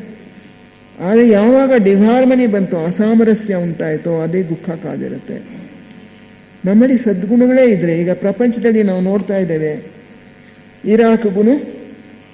ಇರಾಕ್ ಮೇಲೆ ಅಮೆರಿಕ ದ್ವೇಷ ಕಾರ್ತು, ಇರಾಕ್ ಮೇಲೆ ಯುದ್ಧ ಮಾಡ್ತು. ಆ ಒಂದು ದ್ವೇಷದಿಂದ ಏನಾಯಿತು, ಒಂದು ಇಡೀ ರಾಷ್ಟ್ರ ಬಹಳ ಕಷ್ಟಕ್ಕೆ ಗುರಿಯಾಗಿದೆ. ಸಾವಿರಾರು ಜನ, ಲಕ್ಷಾಂತರ ಜನ ಸತ್ರು, ಬೇಕಾದಷ್ಟು ಆಸ್ತಿ ಪಾಸ್ತಿ ಹಾಳಾಯಿತು. ಈಗಲೂ ಕೂಡ ಅಲ್ಲಿ ದಿನ ಜೀವನ, ಜನಸಾಮಾನ್ಯರ ಜೀವನ ಮೊದಲಿದ್ದಾಗ ಆಗ್ತಾನೇ ಇಲ್ಲ. ಯಾವಾಗಲೂ ಹಿಂಸಾಚಾರ, ಯಾವಾಗಲೂ ಬಾಂಬ್ಗಳ ಎಲ್ಲಿ ಸ್ಫೋಟವಾಗುತ್ತೋ ಅನ್ನೋ ಭಯ. ಈ ರೀತಿಯಾಗಿ ಒಂದು ಇಡೀ ದೇಶ ನಾಶ ಆಗ್ತಾ ಇದೆ. ಅದೇ ರೀತಿಯಲ್ಲಿ ಅನೇಕ ದೇಶಗಳು, ಇವಾಗ ಇಸ್ರೇಲು ಮತ್ತು ಅವರ ಅಲ್ಲಿರ್ತಕ್ಕಂಥ ಇನ್ನೊಂದು ಗಾಜಾ ಸ್ಟ್ರಿಪ್ ಅಂತ ಹೇಳಿ ಅದರ ಮೇಲೆ ಅವರು ಈಗ ಹೊರಟಿದ್ದಾರೆ, ಜ್ಯೂಸ್ ಮೇಲೆ. ಈ ದ್ವೇಷ ಹೇಗೆ ದುಃಖಕ್ಕೆ ಕೊಂಡೊಯ್ಯುತ್ತೆ. ಪ್ರಪಂಚದಲ್ಲಿ ಯಾರೂ ಸುಖವಾಗಿರೋಕ್ಕಾಗಲ್ಲ. ಅಮೆರಿಕ ದೇಶ ಏನಾದರೂ ಶಾಂತಿಯಿಂದ ಇದೆಯಾ? ಯಾವಾಗ 2 ಟ್ವಿನ್ ಟವರ್ಸ್ ಹಾಳಾಗೋಯ್ತೋ, ಬಾಂಬಲ್ಲಿ ಬಿತ್ತೋ, ಏರೋಪ್ಲೇನ್ ಬಿತ್ತೋ, ಆವಾಗಿಂದ ಅಮೆರಿಕ ದೇಶ ಈಗ ಭಯದಲ್ಲಿ ನಡುಗ್ತಾ ಇದೆ. ಮುಸ್ಲಿಮ್ಸನ್ನ ಕಂಡ್ರೆ ಭಯ ಅವರಿಗೆ. ಹೀಗಾಗ್ಬಿಟ್ಟು ಭಯದ ಒಂದು ವಾತಾವರಣದಲ್ಲಿ ಅಮೆರಿಕನ್ರು ಜೀವನ ಮಾಡ್ತಾ ಇದ್ದಾರೆ. ಅದು ಈಗ ಇಂಗ್ಲೆಂಡ್ಗೂ ಹರಡ್ಕೊಂಡಿದೆ. ದ್ವೇಷದಿಂದ ಯಾರಿಗೂ ಸುಖ ಇಲ್ಲ, ಯಾರಿಗೂ ಸಂತೋಷ ಇಲ್ಲ, ಯಾರಿಗೂ ನೆಮ್ಮದಿ ಇಲ್ಲ. ಪ್ರಪಂಚದಲ್ಲಿ ಸ್ನೇಹ, ಪ್ರೀತಿ, ಪರಸ್ಪರ ಸಹಕಾರ ಇದಿದ್ರೇನೆ ನೆಮ್ಮದಿ ಬರೋಕ್ಕೆ ಸಾಧ್ಯ. ಅದರಿಂದ ನಾವು ಅಂದ್ಕೊಳ್ತೀವಿ ಈ ಸ್ಪಿರಿಚುವಲ್ ಲೈಫ್ ಅಂತ ಹೇಳಿದ್ರೆ ಆಧ್ಯಾತ್ಮಿಕ ಜೀವನ ಎಲ್ಲೋ ವಯಸ್ಸಾಗಿರೋ ಮುದುಕರಿಗೆ ಅಂತ ನಾವು ಅಂದ್ಕೊಳ್ತೀವಿ. ಅದು ತಪ್ಪು. ಅದು ಸಾಮಾನ್ಯ ಜೀವನದಲ್ಲಿ ಅಳವಡಿಸ್ಕೊಳ್ಬೇಕು. Everything in this world has to be spiritualised. ಎಲ್ಲವನ್ನೂ ಕೂಡ ಆತ್ಮನ ದೃಷ್ಟಿಯಿಂದ, ಭಗವಂತನ ಒಂದು ಯೋಜನೆಯ ದೃಷ್ಟಿಯಿಂದ ನಾವು ವೀಕ್ಷಿಸೋದನ್ನು ಕಲಿಬೇಕು. ಯಾವಾಗ ಜನಸಾಮಾನ್ಯರಿಗೂ ಕೂಡ ಇದು ಗೊತ್ತಾಗುತ್ತೋ, ಪ್ರಪಂಚದಲ್ಲಿ ಪರಸ್ಪರ ಪ್ರೇಮದಿಂದ ಸಂತೋಷ ಅಭಿವೃದ್ಧಿಯಾಗತ್ತೆ, ನೆಮ್ಮದಿ ಸಿಗುತ್ತೆ ಹೊರತು ದ್ವೇಷದಿಂದ ಸಿಗೋದು ನಮಗೆ ದುಃಖವೇ. ಕುಟುಂಬದಲ್ಲೇ ಆಗಲಿ, ಒಂದು ಸಂಸಾರದಲ್ಲೇ ಆಗಲಿ, ಒಂದು ದೇಶದಲ್ಲೇ ಆಗಲಿ, ಒಂದು ಸಮಾಜದಲ್ಲೇ ಆಗಲಿ, ಅಥವಾ ಇಡೀ ಪ್ರಪಂಚದಲ್ಲಾಗಲಿ ಪ್ರೇಮ, ಪ್ರೀತಿ, ಸಹಕಾರ, ಪರಸ್ಪರ ಸಾಮರಸ್ಯ ಇದ್ರೆ ಅಲ್ಲಿ ಸುಖ ನೆಮ್ಮದಿಗಳು ನೆಲೆಸುತ್ತವೆ ಹೊರತು ದ್ವೇಷ ಮನೋಭಾವ, ಪ್ರತೀಕಾರ ಮನೋಭಾವ, ವಿಧ್ವಂಸಕ ಶಕ್ತಿಗಳು ಇವೆಲ್ಲ ಇದ್ರೆ ಅಲ್ಲಿ ಸುಖ ನೆಮ್ಮದಿ ಇರೋದಿಲ್ಲ. ಇದು ಎಲ್ರಿಗೂ ಕೂಡ ಕನ್ವಿನ್ಸ್ ಆಗಬೇಕು, ಚೆನ್ನಾಗಿ ಮನಸ್ಸಿಗೆ ಮೂಡಬೇಕು. ಆದ್ದರಿಂದ ಥಿಯಾಸಫಿಸ್ಟರಾದ ನಾವು ಈ ಸಂದೇಶವನ್ನು ಹರಡಬೇಕು. ವಿಶ್ವ ಭ್ರಾತೃತ್ವ, ಸಹೋದರ ಪ್ರೇಮ ಎಲ್ಲರಲ್ಲಿಯೂ ಮೂಡಬೇಕು. ಯಾವ ಒಂದು ಮತವೂ ಇನ್ನೊಂದು ಮತಕ್ಕಿಂತ ಶ್ರೇಷ್ಠ ಇಲ್ಲ, ಯಾವ ಒಂದು ದೇಶವೂ ಇನ್ನೊಂದು ದೇಶಕ್ಕಿಂತ ಶ್ರೇಷ್ಠ ಇಲ್ಲ. ಎಲ್ಲವೂ ಕೂಡ ಭಗವಂತನ ಒಂದು ಕುಟುಂಬದಲ್ಲಿ ನಾವೆಲ್ಲರೂ ಕೂಡ ಸದಸ್ಯರೇ ಅನ್ನೋ ಈ ಭಾವನೆಯನ್ನು ನಾವು ಬೆಳೆಸ್ಕೊಳ್ಬೇಕು. ಇದರಲ್ಲಿಯೂ ಕೂಡ ಬೆಳೆಸೋದಕ್ಕೆ ನಾವು ಪ್ರಯತ್ನಿಸಬೇಕು. ಅದರಿಂದ ಈ ರಸಭಾವಗಳು ಇದರ ಮೇಲೆ ನಮ್ಮ ನೆಮ್ಮದಿ, ನಮ್ಮ ಸುಖ ಅವಲಂಬಿತವಾಗಿದೆ. ನಮ್ಮಲ್ಲಿರ್ತಕ್ಕಂಥ ಕೆಟ್ಟ ರಸಭಾವಗಳನ್ನು ನಾವು ಉತ್ತಮ ರಸಭಾವಗಳನ್ನಾಗಿ ಪರಿವರ್ತನೆ ಮಾಡಿಕೊಳ್ಬೇಕು. ಅದಕ್ಕೆ ಏನು ಮಾಡಬೇಕು? ನಮ್ಮ ರಸಭಾವದಲ್ಲಿ ಎಲ್ಲಿ ದ್ವೇಷ ಇದೆ ಅಥವಾ ಪ್ರತೀಕಾರ ಮನೋಭಾವ ಇದೆ ಅದನ್ನೆಲ್ಲ ನಾವು ನೋಡಿಕೊಂಡು ಅದಕ್ಕೆ ವಿರುದ್ಧವಾಗಿರ್ತಕ್ಕಂಥ ರಸಭಾವವನ್ನು ನಮ್ಮಲ್ಲಿ ಬೆಳೆಸ್ಕೊಳ್ಬೇಕು. ನಮ್ಮಲ್ಲಿ ಕೋಪ ಜಾಸ್ತಿ ಇದ್ದರೆ ಪ್ರೇಮ, ಇತರರನ್ನು ಅರ್ಥ ಮಾಡ್ಕೊಳ್ಳೋ ಒಂದು ಅನುಭೂತಿ, ಅನುಕಂಪ ಇದನ್ನು ಬೆಳೆಸ್ಕೊಳ್ಬೇಕು. ಯಾವ ವ್ಯಕ್ತಿ ವಿಷಯದಲ್ಲಿ ನಮಗೆ ಕೋಪ ಇದೆಯೋ ಅದಕ್ಕೆ ಏನು ಕಾರಣ? ಅವನು ನನ್ನ ಮಾತು ಕೇಳಬೇಕು ಅನ್ನೋ ಒಂದು ಹಠ ಇರ್ಬೋದು ನಮಗೆ. ನಾನು ಅನ್ನೋದು ಪ್ರಧಾನವಾಗಿಬಿಡುತ್ತೆ. ನಮ್ಮ ಅಹಂಕಾರ, ನಮ್ಮ ಈ ಒಂದು ಹೆಮ್ಮೆ, ಇದು ನಮ್ಮನ್ನು ಅನೇಕ ಸಲ ದುಃಖಕ್ಕೆ ಈಡು ಮಾಡುತ್ತೆ. ನಾನು ಅನ್ನೋದು ಯಾರು? ಆ ಭಗವಂತನ ಒಂದು ಅಂಶವೇ. ಇತರರು ಕೂಡ ಎಲ್ಲರೂ ಭಗವಂತನ ಅಂಶಗಳೇ. ನಾನು ಹೆಚ್ಚು ಅಂತ ನಾನು ಯಾಕೆ ಅನ್ಕೋಬೇಕು? ಒಂದು ದೇಹದಲ್ಲಿ ಅನೇಕ ರಕ್ತ ಬೇಕಾದಷ್ಟು ಜೀವಕಣಗಳಿವೆ, ಬೇಕಾದಷ್ಟು ಅಂಗಗಳು ಇವೆ. ಲಿವರ್ ಇದೆ, ಸ್ಪ್ಲೀನ್ ಇದೆ, ಹೃದಯ ಇದೆ, ಶ್ವಾಸಕೋಶ ಇದೆ, ಮೆದುಳಿದೆ. ಯಾವುದೊಂದು ಅಂಗವೂ ಕೂಡ ಇನ್ನೊಂದು ಅಂಗಕ್ಕಿಂತ ಇದು ಹೆಚ್ಚು ಅಂತ ನಾವು ಹೇಳೋ ಹಾಗಿಲ್ಲ.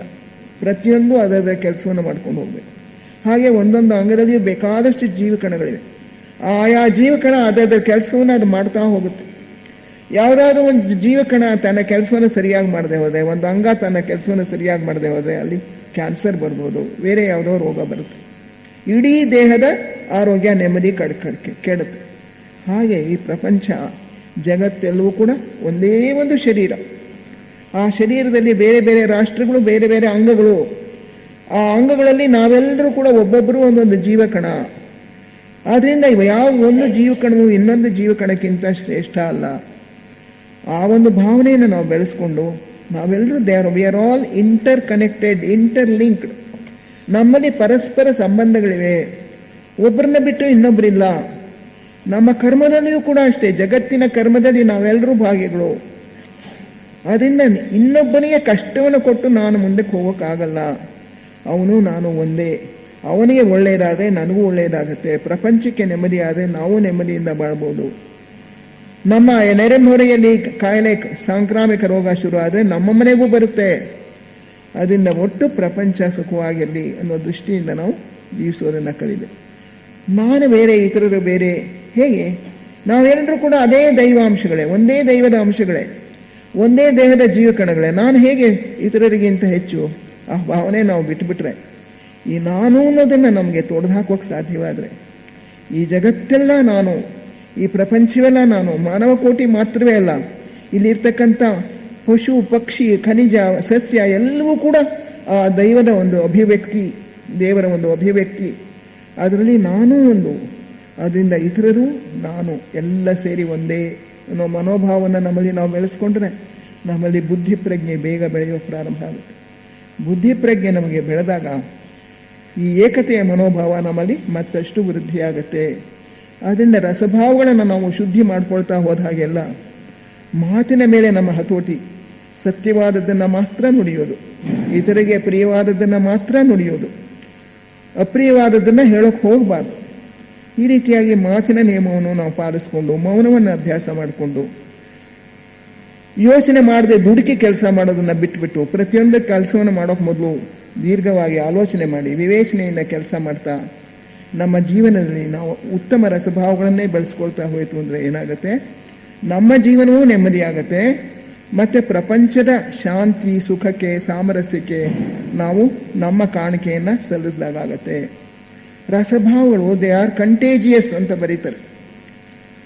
ನಮ್ಮಲ್ಲಿ ಒಂದು ಕೋಪದ ರಸಭಾವ ಉತ್ಪತ್ತಿಯಾದರೆ ಕೋಪದ ಸ್ಪಂದಗಳು ಏಳುತ್ತೆ ಕಾಮದೇಹದಲ್ಲಿ, ಅದು ಸುತ್ತಲೂ ಪ್ರಸರಿಸುತ್ತೆ, ಉಳಿದವರಲ್ಲೂ ಅದೇ ಭಾವನೆಯನ್ನು ಎಬ್ಸೋದಕ್ಕೆ ನೋಡುತ್ತೆ. So you have to watch your emotions. ನಮ್ಮಲ್ಲಿ ಯಾವ ಥರ ಭಾವನೆಗಳು ಹೇಳ್ತಾ ಇವೆ ಅನ್ನೋದನ್ನು ನಾವು ಗಮನಿಸ್ತಾ ಇರಬೇಕು. ಕೆಟ್ಟ ರಸಭಾವಗಳಿಗೆ ನಾವು ಇಂಬು ಕೊಟ್ಟರೆ ನಮಗೆ ಮಾತ್ರವೇ ಅಲ್ಲ ಕೇಡಾಗೋದು, ಇತರರಿಗೂ ನಾವು ಕೇಡು ಮಾಡ್ತಾ ಇದ್ದೇವೆ. ನಮ್ಮಲ್ಲಿ ಅಸೂಯೆ ಹುಟ್ಟಿದ್ರೆ ಅಸೂಯೆಯ ಒಂದು ಸ್ಪಂದಗಳನ್ನು ನಾವು ಸುತ್ತ ಪ್ರಸಾರ ಮಾಡ್ತೇವೆ, ಬೇರೆಯವರಲ್ಲೂ ಅಸೂಯೆ ಮನೋಭಾವ ಹೆಚ್ಚಾಗುತ್ತೆ. ಕೋಪ ನಮ್ಮಲ್ಲಿ ಜಾಸ್ತಿ ಆದರೆ ಉಳಿದವ್ರಿಗೂ ಕೋಪ ಬರೆಸುತ್ತದೆ, ಅವರಲ್ಲಿಯೂ ಕೋಪದ ಅಂತ ಸ್ಪಂದಗಳು ಹೇಳೋದಕ್ಕೆ ಪ್ರಾರಂಭ ಆಗುತ್ತೆ. ಆದ್ದರಿಂದ ಜಗತ್ತಿಗೆ ನಾವು ಒಳ್ಳೆಯದು ಮಾಡ್ಬೋದು ಅಥವಾ ಕೆಟ್ಟದ್ದು ಮಾಡ್ಬೋದು. ಶಾಂತಿ, ಸಹನೆ, ಪ್ರೇಮ ಇತ್ಯಾದಿ ಸದ್ಗುಣಗಳನ್ನು ನಾವು ಪ್ರಯತ್ನಪೂರ್ವಕವಾಗಿ ನಮ್ಮಲ್ಲಿ ಮೂಡಿಸ್ಕೋಬೇಕು, ಬೆಳೆಸ್ಕೊಳ್ಬೇಕು, ಪೋಷಿಸ್ಬೇಕು.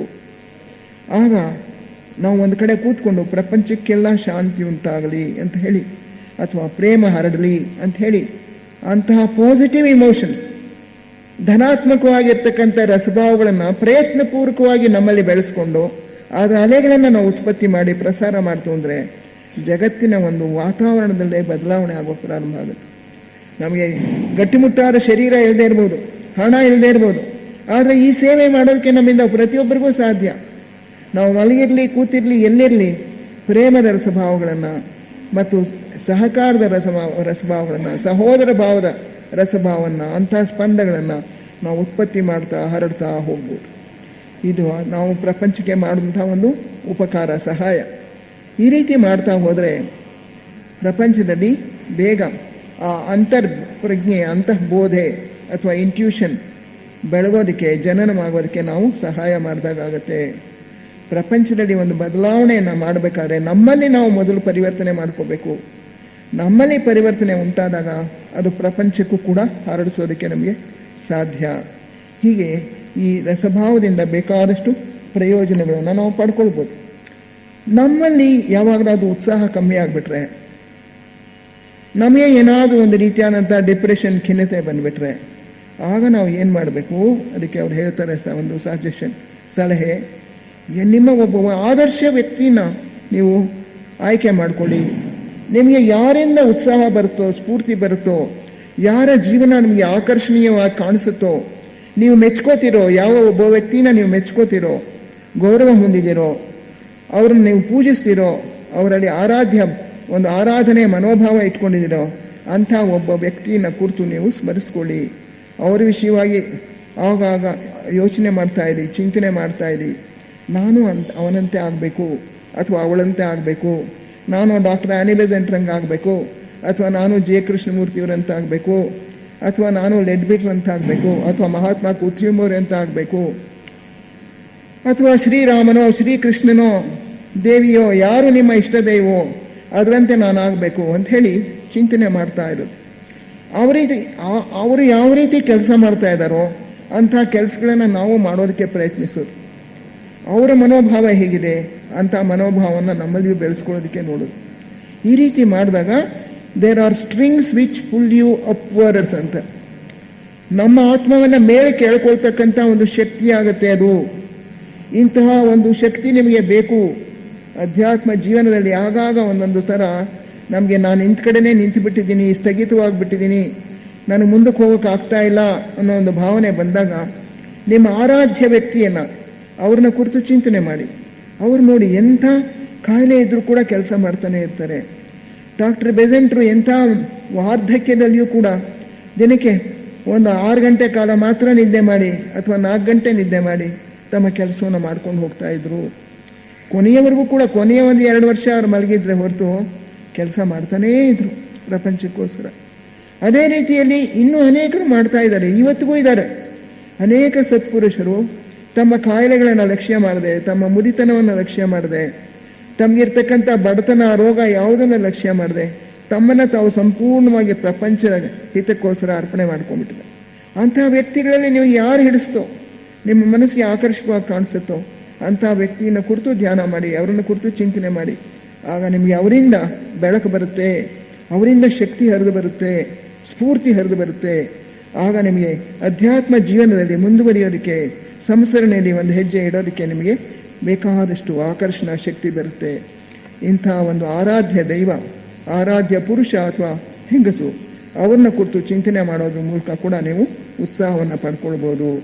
ಒಟ್ಟಿನಲ್ಲಿ ನಮ್ಮ ರಸಭಾವವನ್ನು ನಾವು ಪರಿವರ್ತನೆ ಮಾಡಿಕೊಂಡು ನಮ್ಮಲ್ಲಿರೋ ಕೆಟ್ಟ ರಸಭಾವವನ್ನೆಲ್ಲ ಹೊರದೂಡಿ ಅವುಗಳ ಸ್ಥಾನದಲ್ಲಿ ಉತ್ತಮ ರಸಭಾವಗಳನ್ನು ನಾವು ಪ್ರತಿಷ್ಠಾಪನೆ ಮಾಡಿಕೊಂಡ್ರೆ, ನಾವು ನಾನು ಅನ್ನೋದನ್ನು ಕ್ರಮೇಣ ತೆಗೆದುಹಾಕಿ ಏಕತೆಯ ಮನೋಭಾವನ ಬೆಳೆಸ್ಕೊಂಡ್ರೆ ಸಂಸರಣೆಯಲ್ಲಿ ಹೆಚ್ಚು ವೇಗವಾಗಿ ಮುಂದುವರಿಯೋದಕ್ಕೆ ಸಾಧ್ಯ.